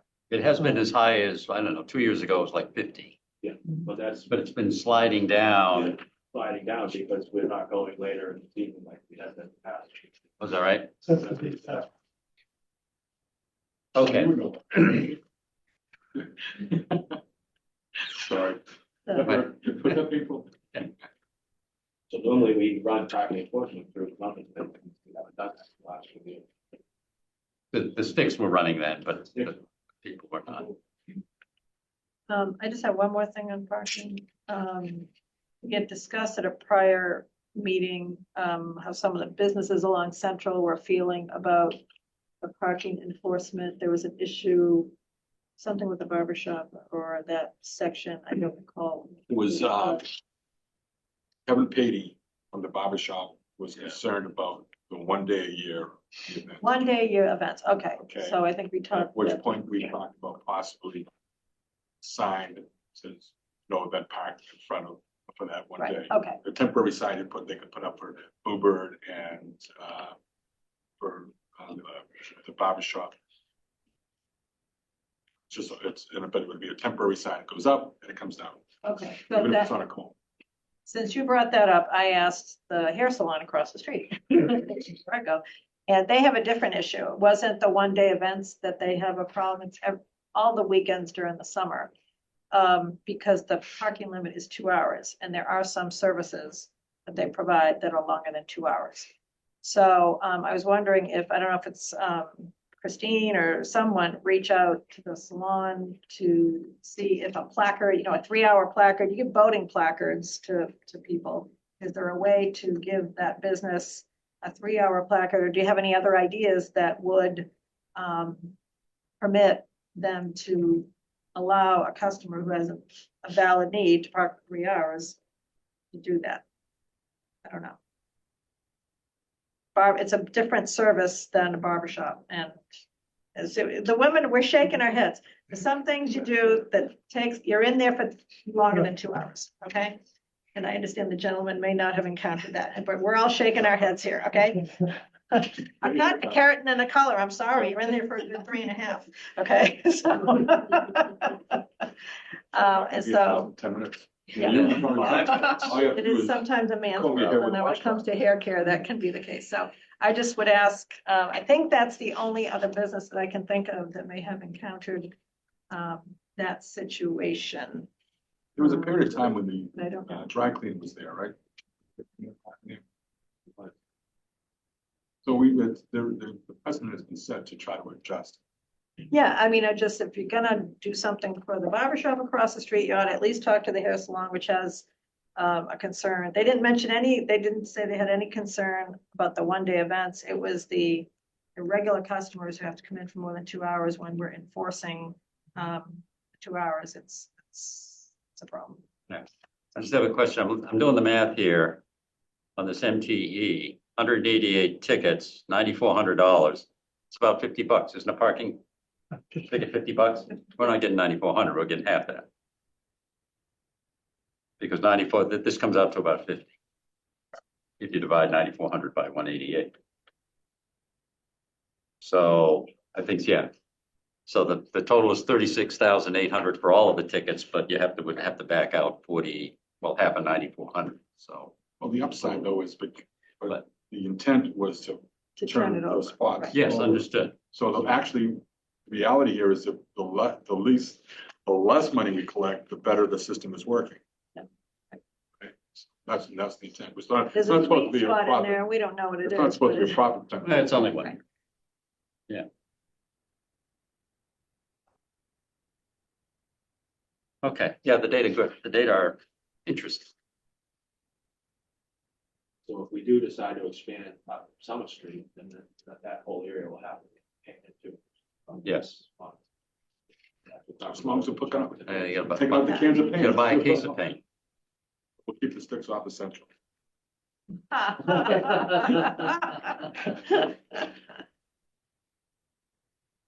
Please. We did hear a complaint from the library, from someone who was using the library.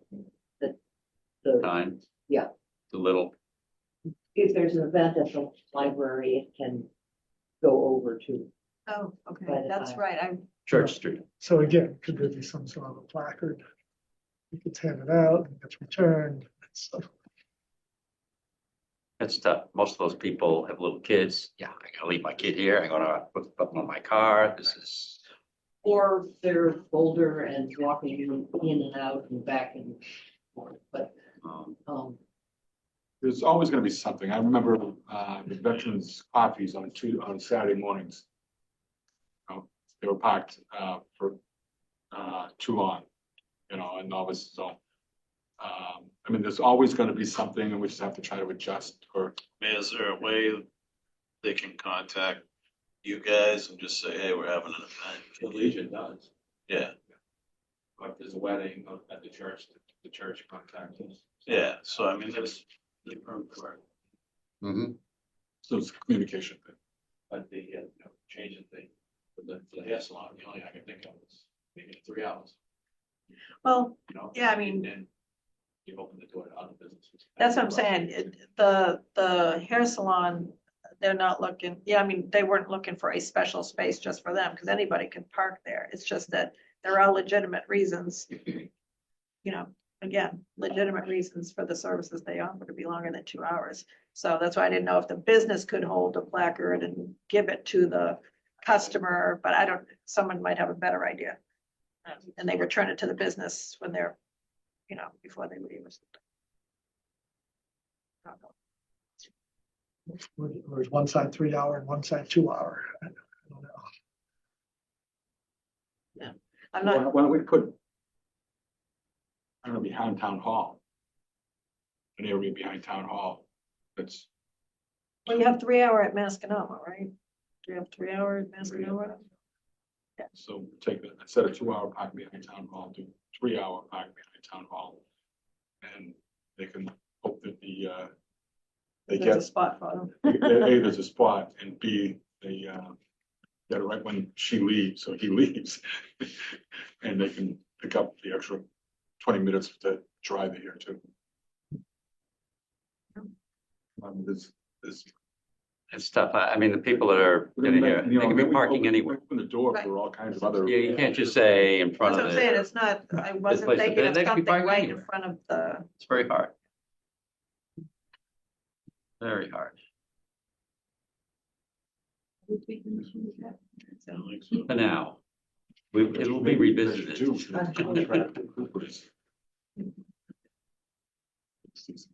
Go back to the spot. Contract with Hoopers. As soon as the We weather have the, picks up, I'm sure we can. Yeah. Club XL used to be that empty parking lot next to the fire station. Temporary. Hey, can we, To make sure that it calms down. Yeah, check, now there's no one check. else knows. I don't think there's any movement. on I, that space. I understand that you want something that you can plow through, but. Yeah, yeah. Maybe you can take up the old. Maybe you can take up the crosswalk. Maybe that's not as weather dependent. Grind it out. Probably the best. Just get rid of it. And I think that's the only solution at this point. I'll have to let him comment, but the last time I talked to him about removing that wasn't in favor. of that. Just wait till I call it. Mhm. Then we could. Where we talked about putting crosswalk back. I was, Yes, that's the long-term ideal. I think. This would be the second temporary. I mean, the first temporary solution isn't working. So now we got to be a little creative. I mean, Second you choice. get, like, you get rid of it now, you're at least giving these guys parking for the summer. Mhm. You know what I mean? Give them a little extra parking for the summer to help them out, and then Yeah. whatever after that. I don't disagree. I think that's the most reasonable common sense approach to this particular. Okay. So get rid of the as soon as convenient. As soon as the weather permits. It's, Get yeah, rid of- Get rid of that the crosswalk and paint, altogether. and paint in spaces. Well, the spaces, I think,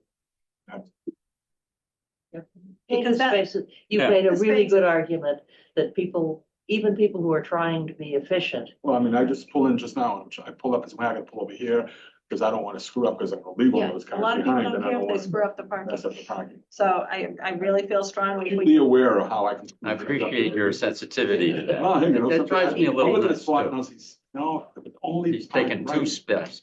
You Yeah. know, I do pay remember excise tax for two. So, downtown improvement project last time, there was questions about painting the spots and losing parking altogether. The minimum standard is 20 feet. Oh, so the spaces are really big. Yeah. It's, You can go You're to losing 18. them Oh. anyway. You're You losing can go them. to 18. Rather than 20. You can go to 18. not everybody's driving a Suburban. no, in this town, yeah.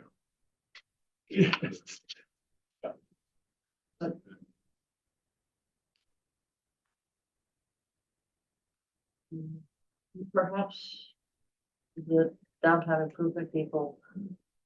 I think we want a solution in the short term that.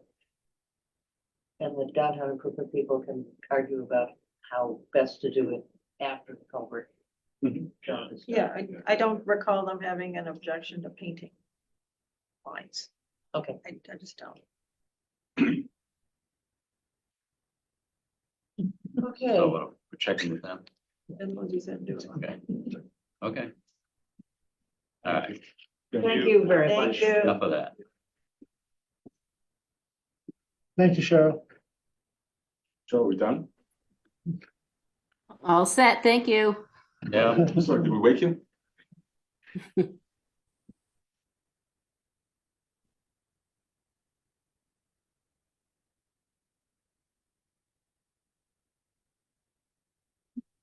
We haven't talked about the screening committee, Um, All right. selecting members thereof. Greg's memo outlined, I think.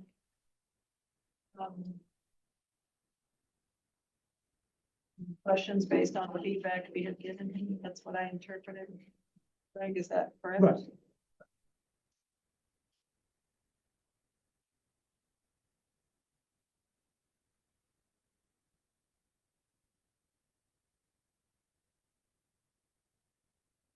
Um, I like the questions.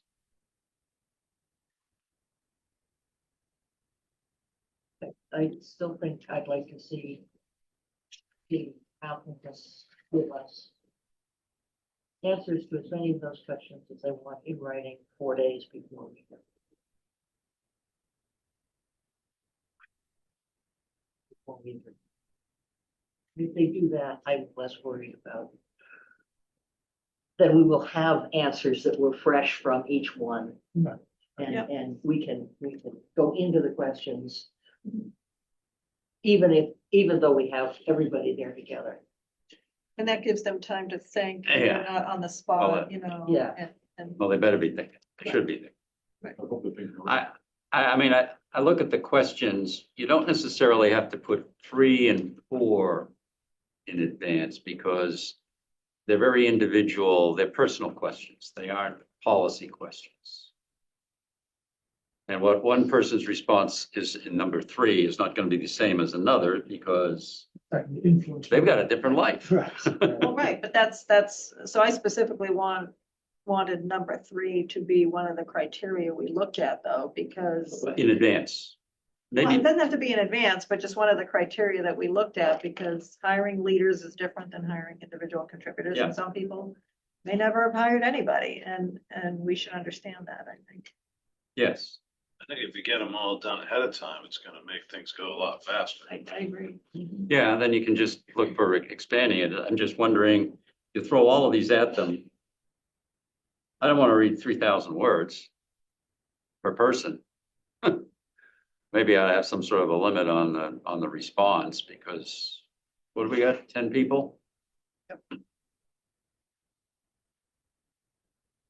You're saying what, like 4 days? So you said, That I said 4 days Yeah, because Yeah. yeah, I mean, So- that gives us enough time. well, we can throw it all at them. I would put it all out, because you know what? The way they answer the questions also tells you something about the individual, Yes, right? the more stuff you got, but Right? And so I think it tells us whether or not they can be brief, and that's and clear. point. and clear, right? So it's not just the answer, it's how they write it that give you clues. Fine. Fire them all out, but I would like to have some sort of a cap on total words or something. I don't disagree, would be nice. But, you know, you don't have to read them all. Or maybe just be qualitative, try and be concise and to the Just point. ask them to Ask be the clip concise. notes. Yes. slash Reader's Just ask Digest them to version. be concise. That's the way to go. What is this? This thing is next. So fire this out, they've got to send it to us by Monday. By Monday. What's today? Tuesday. That's not time. Talk a week Thursday for the 30th. Yeah. right?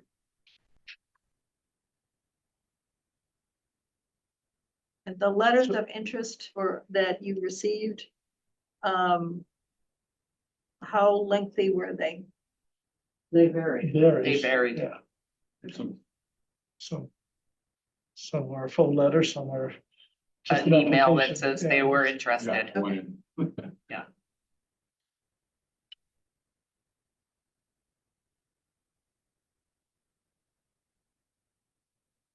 But maybe you could send the questions to the individuals and say, if you did not cover, if you already covered, you know, some of these questions in your letter of intent, you know, just reference that, but we are looking for the rest of these to be added. That way they don't have to rewrite what they already wrote in their But original that's so easy. letter. You know, but I don't think everybody would have necessarily answered all of these questions. They're good questions, and And a couple of these questions are, half a dozen words. You around on Tuesdays? exactly, yes or no. Number 6 is a yes or no question. Correct. Right. Number 7, on the other hand, could be about a textbook. Yes.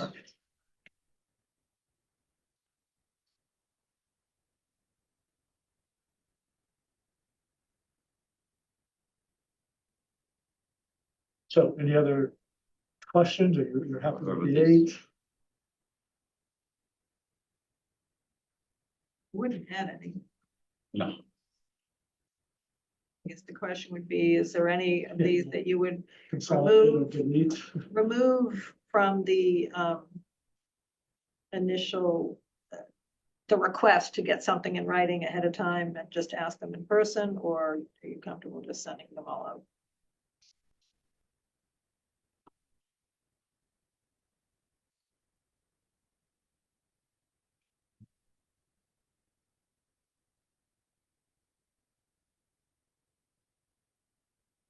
I would suggest leaving off 7 and 8. We can just ask them, yeah. Yeah.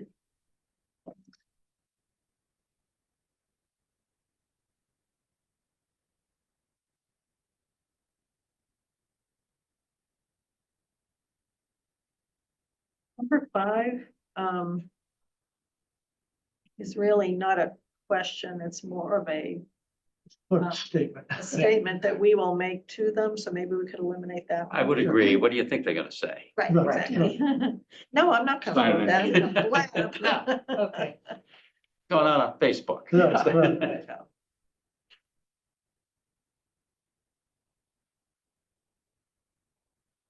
And what about 7 and 8? Did you?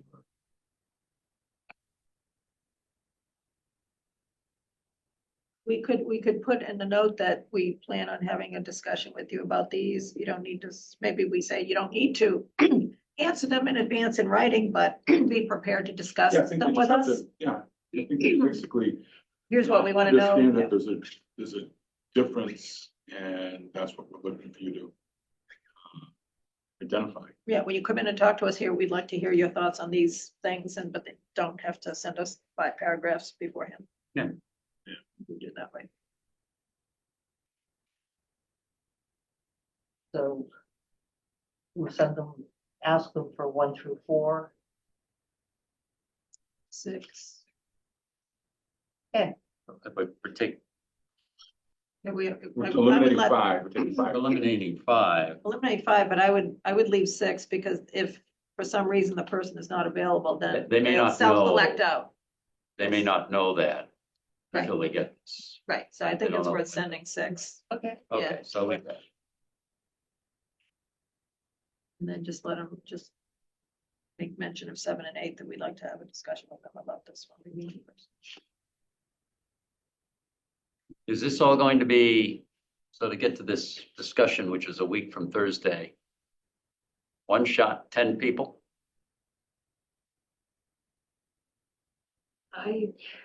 Or 2 shots, 5 people?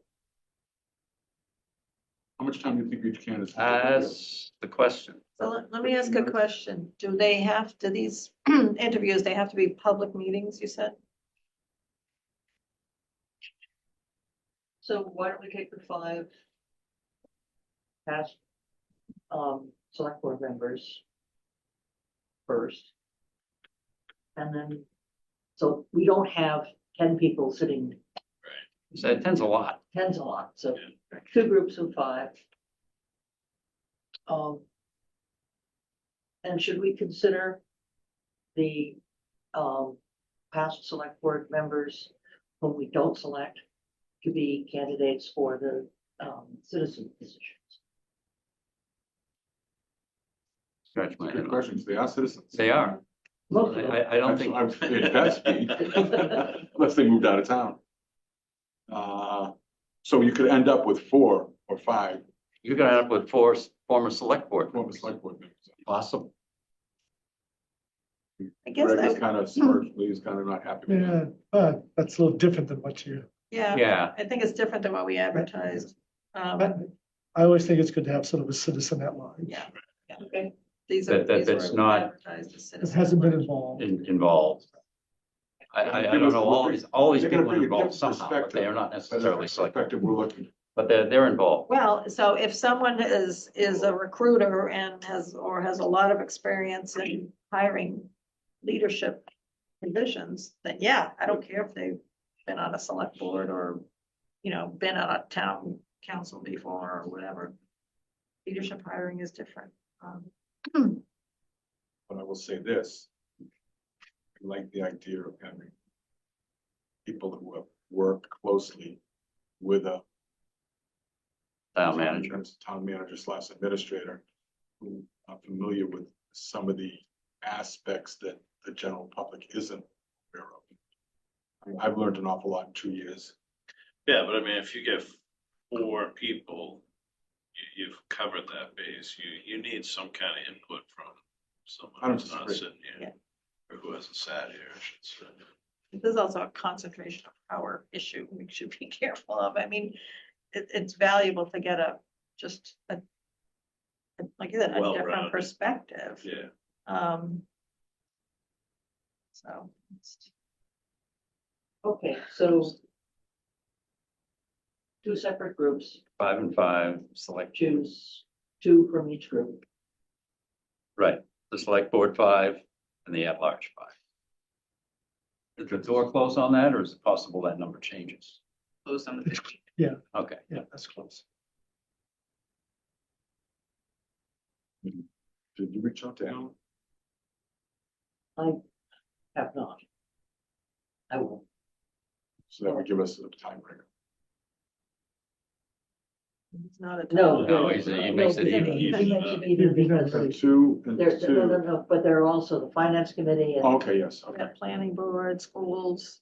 Those 3. Do we have have to rent the representation hall. from school, all those other boards? Yes. Okay. The chairs of each of those boards.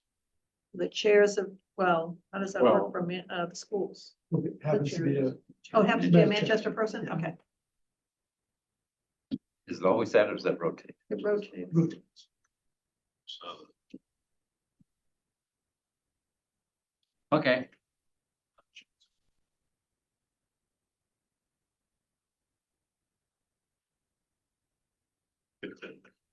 Jason. All right. What to do? okay. Well, this one's going to be relatively easy. This is an easy one. This is the water ban. Is there a motion? I move that the select board rescind the ban on outdoor water consumption effective immediately. Second. Further discussion? Jeff, yes. Brian, Yes, Kathy? Yes. Anne says yes. Yes.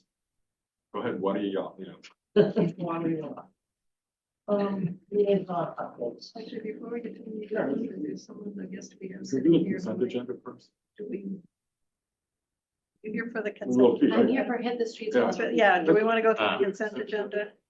Sure. We thought you were just here because you just I like to just see wanted to how listen. Yeah. Give it. It's nice though. It is. nice drags its listening. heels. Getting educated myself. Okay. Mm. Right, the consent agenda, is there anything that anyone would like to take out of that agenda? Or can we vote on it as a whole? Good to me. I move the select board approve the consent agenda items. Second, Further discussion? Jeff, yes. Brian? Yes. Kathy? Yes, Anne says yes. John, yes. Excellent. you're all set. All set. Thank you. Sorry to keep you I was waiting. trying to figure out which topic it was. Thank you. Just on the consent agenda, one of the items was the acceptance of Beth Heisey's resignation from the Housing Authority, effective the day before the election.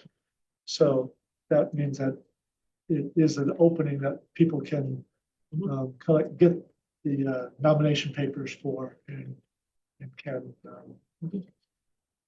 anticipate running for that position. Okay. So this is a position on the Housing Authority. And that has not been advertised at this point because there have been Correct. Let me hear you sign that. ads to the list. So right, this will be an addition to the list of vacancies.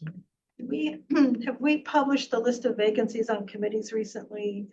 I think we still have an opening on the Downtown Improvement Committee, and I don't think anyone's applied, and, okay. I've It been- might be good to push. I've been approached by someone to get involved. She's very qualified for a lot of things, so. Good. No, I just happened Sunday, right? You know. Hey. Give me that look. I'm just mentioning it might be good to put Put another thing in I the know they will. cricket about the committees and. Yeah. It's been a while. I mean, is there any, I mean, so, FinCom's full, everyone else is full, right? Well, FinCom is not full. But it's moderator's appointment. He just appointed Just a. Oh, he did. Gar Morris. Oh, really? Oh, the finance. Yes. Has been on that before? No, No. Okay. Interesting. Okay. There goes. Okay.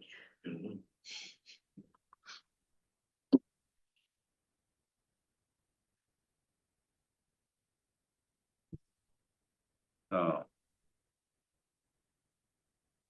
Liaison, yes. I guess.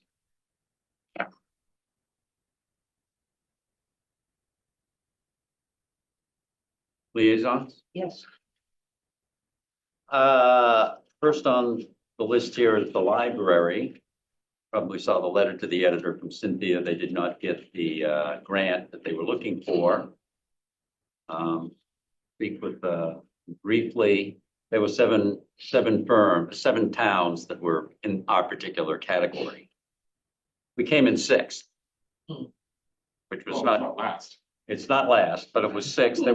There were four criteria there. One was, what's your per capita income, median per capita income? We didn't do well on that. Okay. We do well Actually, on we do that. very- For grant purposes, we don't do well on. The rating was 1 to 20. We got a 1. And you want to get as many points as you can. The second one is what percentage of your town budget goes to the library? We spent $500,000 on a $40 million budget, but that did not impress them either. We didn't do much better than 1 with that. And the other one, the other ones were like, how much square feet do you need? And also the plausibility of where your expansion was. But by that time, we were well back in the pack on the raise. So Last. not last. They must have gained some ground on some of this. Yeah. So the trustees are gonna have to kind of go back to the drawing board and decide what they're gonna do, but that's where the library stands. They were disappointed. DPW, they're looking for wayfinding signs. They put in an order for them and the bill came back $12,000 for like 7 signs. Their budget for all of their signs in town for the year is $10,000. So they're going to look for another vendor. See what they can do. So they're working on that. And other than that, the seniors, I guess, what's there's an RFQ or An RFQ out. RFQ out for the for the architect. Yes. The architect. And they're due tomorrow, actually. Was that due tomorrow? I think tomorrow is, yeah, tomorrow. That's enough. Greg, does John know about it? So, Is John? so on the finance committee, I missed last week's meeting. They were supposed to discuss police and harbor and the revenue estimating program. That, you know, there's been a lot of talk. How do we estimate our revenue each year during the budget season? So Sarah was promoting having some sort of a formula. Did that get decided or last week? I missed that meeting. No, they threw out a couple of formulas, Okay, still working. proposals, and then they're take it up again. All right, well, this week's meeting is on a Thursday night because Sarah must have a conflict with But she has CBA. a ZBA meeting tomorrow. Okay, so, and the subject is going to be the DPW budget. Next week is the school committee. 2.5 is the fire and 2.12 is town government and library. They may swap school and, Oh, they just with Yeah. fire, and general government. general government. Okay, so school's going to be on 219. They swap that. Not for sure yet, but we're waiting to confirm. But tomorrow night is still, Thursday night is still Thursday night is DPW. DPW. Okay. DPW.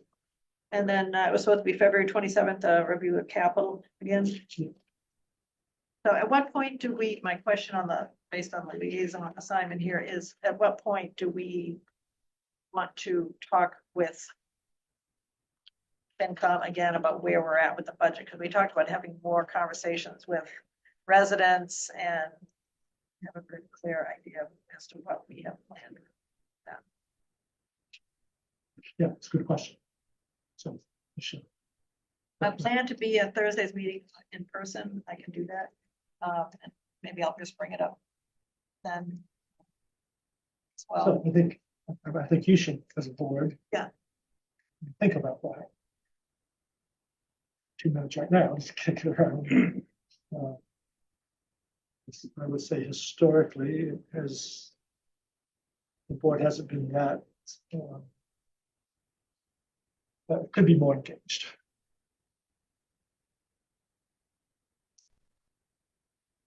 Sorry, what's the drop dead date for submitting the budget for the warrant? So that needs to be finalized by that last week of March. The question is, do we want to meet with finance committee or have some type of review? You know, before like mid-March or early March, because I think the last planned item that I recall was February 27th meeting on capital. I didn't hear about any specific agenda items in March. Right, but maybe that meeting. Yeah. Would be Good one. a good joint meeting, and then, you finish up capital and then sort of, okay, where are we globally? Is capital the last one, or is there Yes. anything after that? Okay, all right, so they've gone through all the operational stuff. Right. All right, that's good. Are you suggesting a joint meeting after that one or? I'm thinking at that one. Or at that one, so that'd be a Thursday night. Yes. Are we open to that? Wait till, when are we? To meet with FinCom again on the budget. No, I mean, what's date wise? That's a Thursday night, February 27th is what Greg is proposing.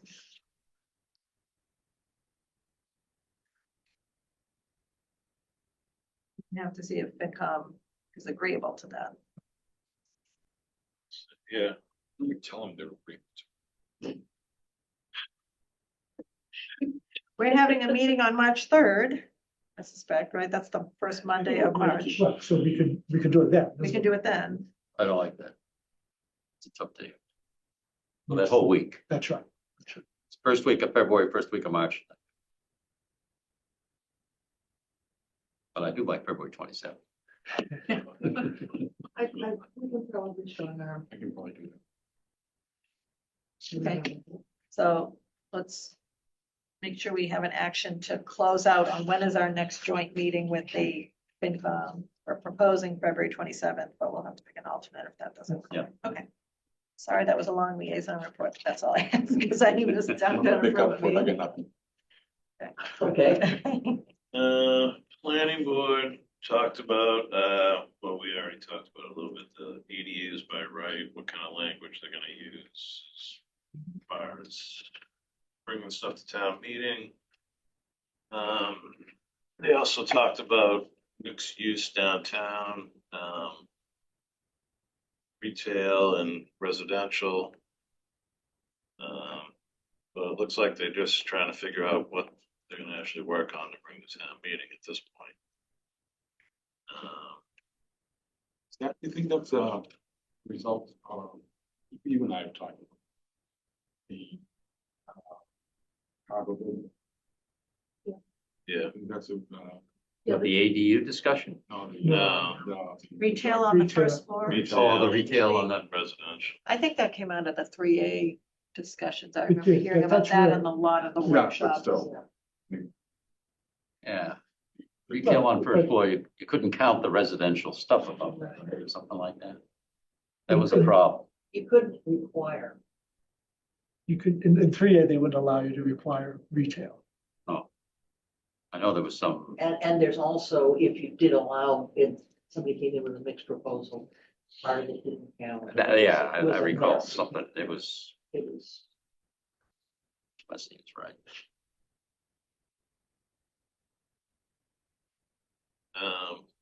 And the harbor advisory, most of the discussion was, about changing around moorings after the dredging.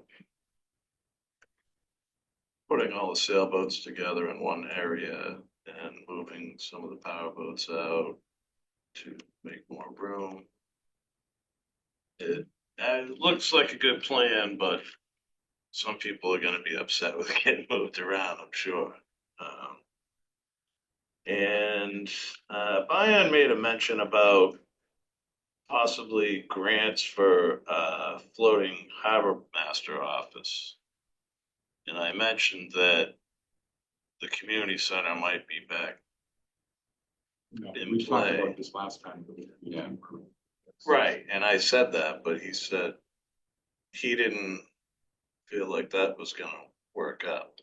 I think that part of the. So I don't know if we're, Well, that's a everybody's discussion on for the other same time. plan. Yeah, it's a discussion for another time, but Because I something, think that, something to think about. part of the problem with a floating master's office is we shut off power and everything. So that'd be seasonal. right? Yeah. Right, So. well, he was saying year round though, that's what he Oh. mentioned. Like a houseboat for the harbor master? Oh, let's, we Yeah, let's, so I don't- let's not discount anything at this point. I don't know, so I'm just Also, throwing that out there that it was I've discussed. seen something at the boat show. I No, don't no, know. it's been talked since. Yeah. talked about this for a while, Really? He could- but I've always assumed it was seasonal. Yeah. Well, we kind of talked about the ramp and the ice, and so if that discussion was had, it must be a year-round situation, he's thinking. It's a different building. now. Yeah. No, Heat, the, insulation.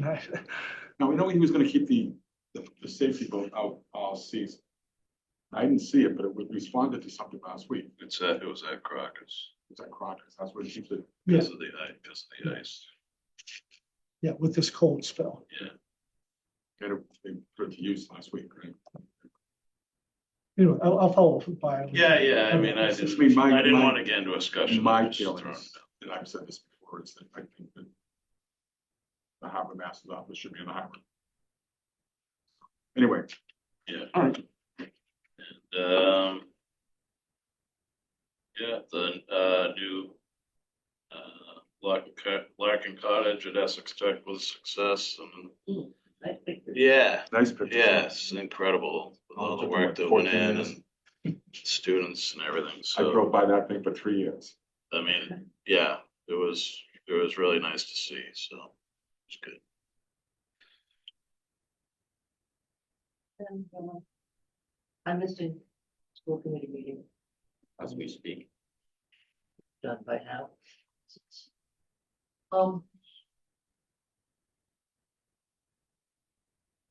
That's.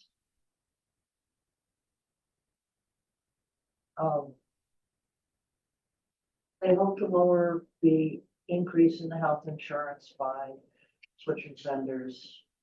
Sometimes that Where are works. they at? What? Where are they at? I think the last they had was a 23%, 24% increase. Down from 27. Have they considered an HSA? They can't do anything.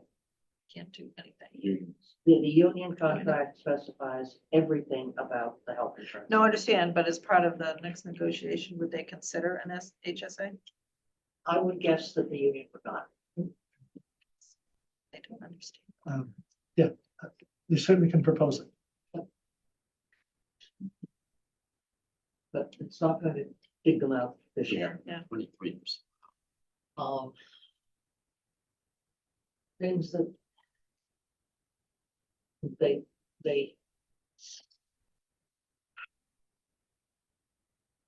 if next year's budget is in the same range as this year's budget and they bail themselves out with reserves, they will be out of reserves at the next year. And there is kind of a circular argument that, well, we can't ask for an override now because that will poison Essex for school vote. Because people will see it on their tax bills when they're being asked to pay to do a debt exclusion for the school.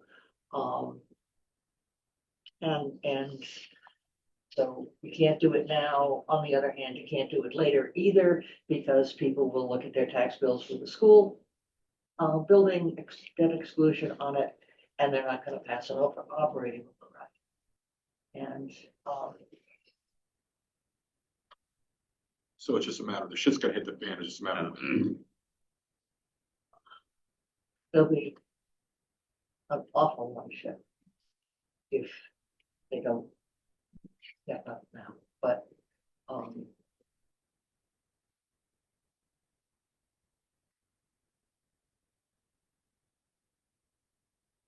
and then this question, Just to if they have to, if they're going to have an override, this is.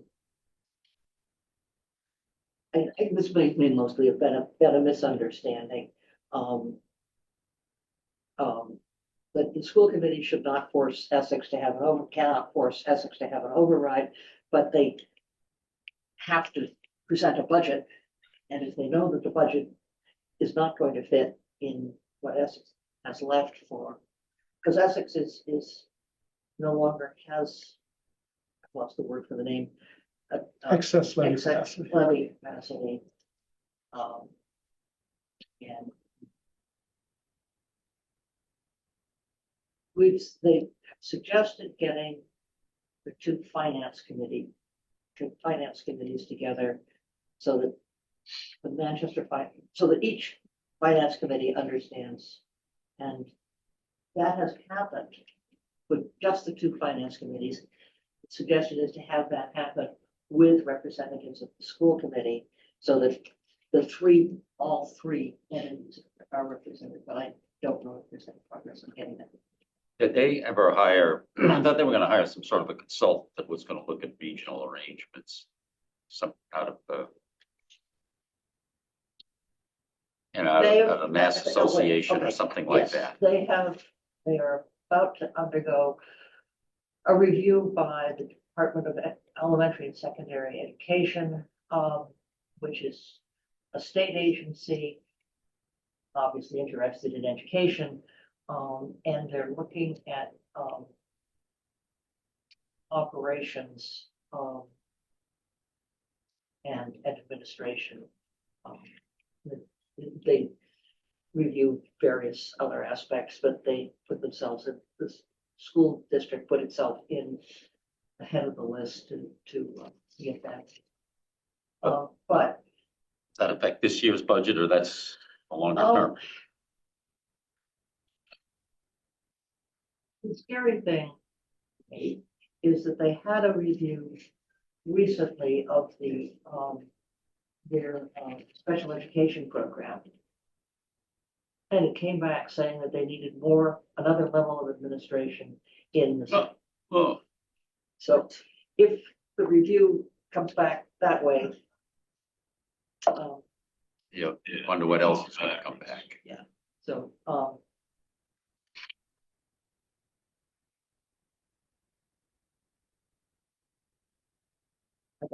Doesn't sound like a Very- financial. Very review. frustrating. No, Doesn't sound like a financial review. It were they sounded not like given a uh, mission? I'm gonna give you a blank check review and what do you need done differently? I don't know. Well, it's really focused on educational quality. In other words, a blank check, yeah. That was not. That's the not what question we to asked ask. for. No, I understand. That's what Bessie would do. Oh, is that who, Desi, yes, DESI or CI? Yes. ESC. Yeah, I mean, they do hire, they bring in it's an as outside a nice firm. consultant, but it's through the State Department of Education. Let me tell you how you can spend your money. Or somebody else's money. Yes, that's a better way of saying it. Um,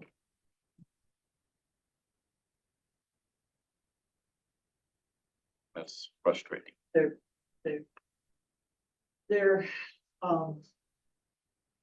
it's between the teachers and the teachers' aides, salaries are up about 8%. Which makes it really hard to come in, given that that's a vast, Mhm. large plurality. When was their last teacher's contract? Two years It was ago, 2 years ago. 2 years, so they got one more year. they did one more year. They just did the TAs. And the TAs had not been unionized previously. And they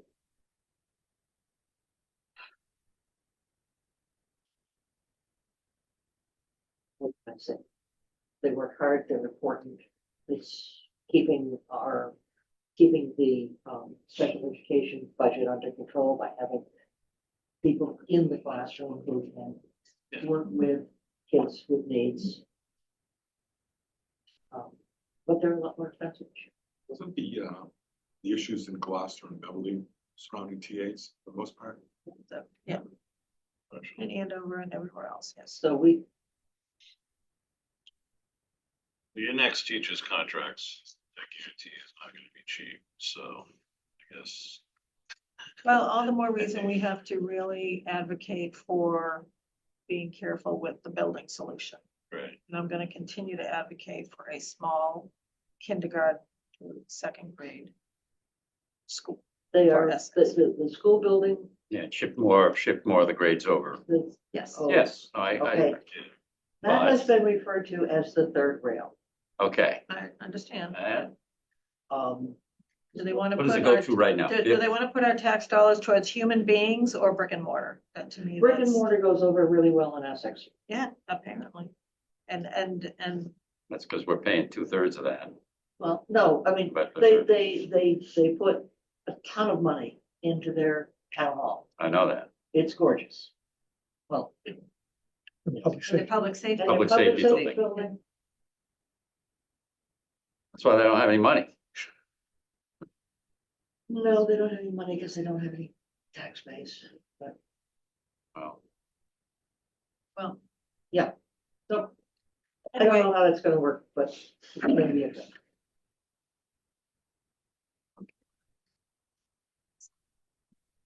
The other thing is that I believe Essex is currently in negotiation with maybe there are only two unions. Oh, right, yes. is it safety or? Yeah, police. Police and Yeah, DPW. safety. Police and DPW. DPW. And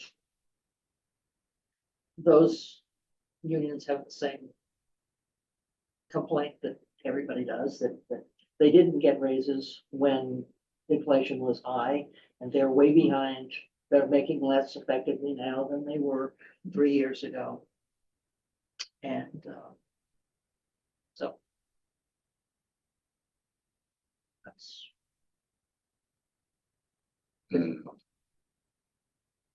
On the other hand, if Essex has to do an operational override for their government, that might open up the possibility of doing a single override for the school and the town, which would be an easier pass than just the school. I guess my worry is that you're gonna get into a vote for a new school over there. And then you're gonna have a teacher's contract on top of it, basically around the same time. That's gonna inflate things even further. The school, I think the vote for the school building is, I think, 2 years out at this point. It could be as soon as next spring. It's kind of those. Just depends how quickly things move along. 15 months. Well, certainly if they choose to do a different organization of the schools, which requires an amendment to that Yeah, to the district. to the district. It's just, yeah. I mean, even if it's a year later, things are gonna be up against the wall there. We're gonna have this discussion every year. This is 3 years running now. I Pardon? think it's 3 years running. You're getting closer for us, it's to, every year. you're getting closer to a joint town meeting. Yeah, it's gonna be an Right. annual discussion. It's not gonna go away.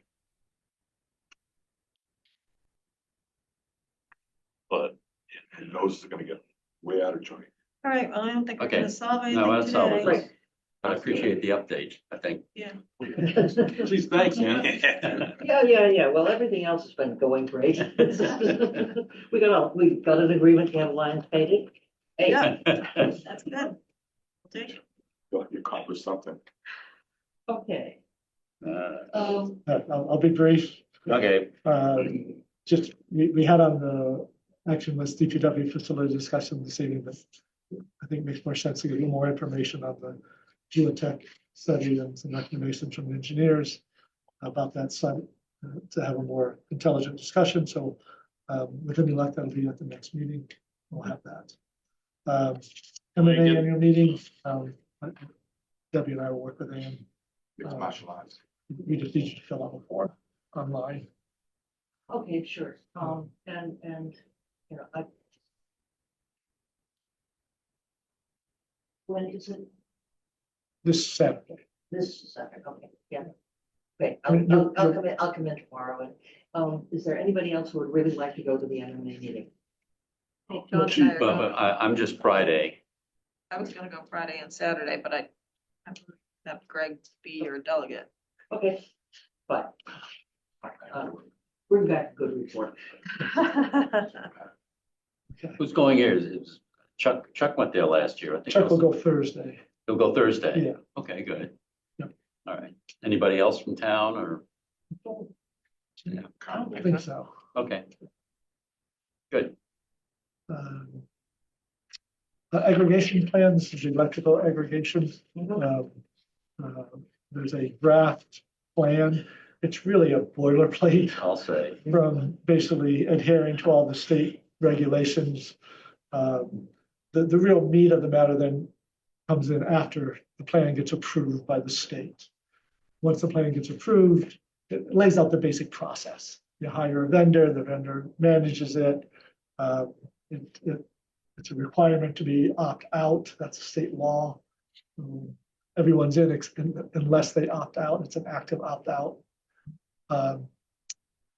Some other provisions in there about terminating, et cetera, but it's all based on the regulations that we have to follow. So once that plan is approved, then the vendor will meet with you, talk about the different products that could be offered. So there's typically a basic product which mirrors the portfolio mix that the state requires.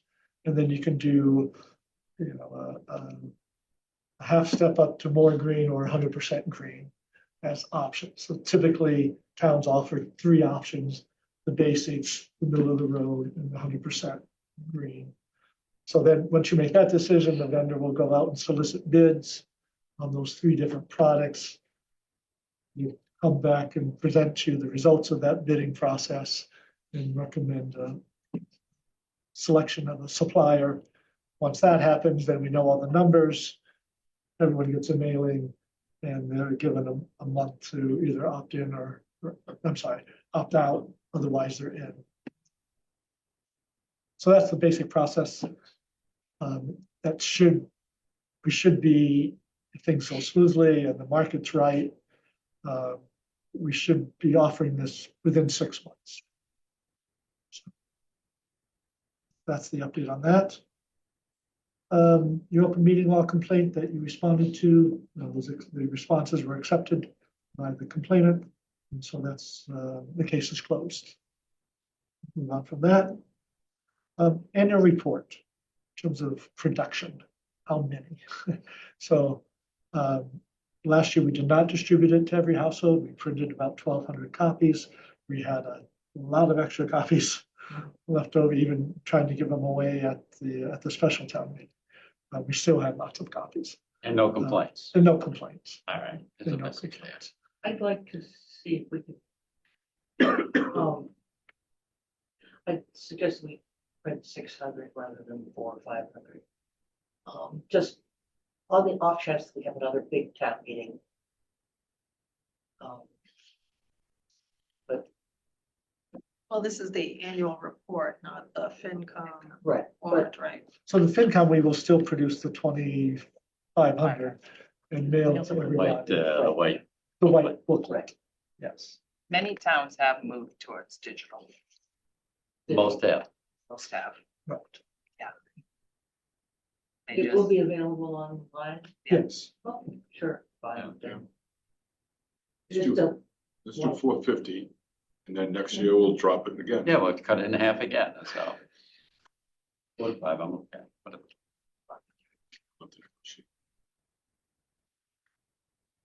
Okay, longevity benches, just have to find a couple of new spots. Pulling back from some permission that was tentatively given. At least we'll be back in for those new locations. And then just something I don't have on my list here, but we did receive a complaint about National Grid doing some work causing the electricity to be out to a neighborhood for the day. Homes cool down pretty quickly. Yeah. I mean, it's a lot. they don't do it if it's below 20 degrees, but even at 25 degrees, Still, yeah. things cool down. I'm actually meeting with National Grid tomorrow for something else, but I think I would be happy to mention that. too, Yeah. that Please make every effort not to do that to avoid that. Gloucester was supposed to have one like on the 20th. I think it was actually today. And I got a notice. Can we set a standard that doesn't allow, I mean, they say, below 20, what happens if the town says you can't do any, 40. Yeah, 32. Yeah, 30, yeah. That 35. that becomes a town bylaw or, I don't, I have to find out. I don't know if we have that authority. Good question to ask. Should be above freeze. talk about Comcast, turn off my cable for them. There's pain. There's pain. First world problems, pal. Yeah. Actually, it never happens when I'm home anyway, so I don't care. So that's what I have. Good. In that case, we should enter into executive session for MGL Chapter 30A, Section 21A6, to consider purchase, exchange, lease, or value of real estate if the chair declares that an open meeting may have a detrimental effect on the negotiating position of the public body and not to return to open session. You will return to open We session, will return to open session. most likely, Okay. very briefly. And I do declare that an open meeting may have a detrimental effect on the negotiating position of the public body. Second. Dawn, Yes. Francis, yes. Yes. Kathy, Brian, Yes. and Jeff. Yes. Thank you very much, Debbie. You're welcome. Yep.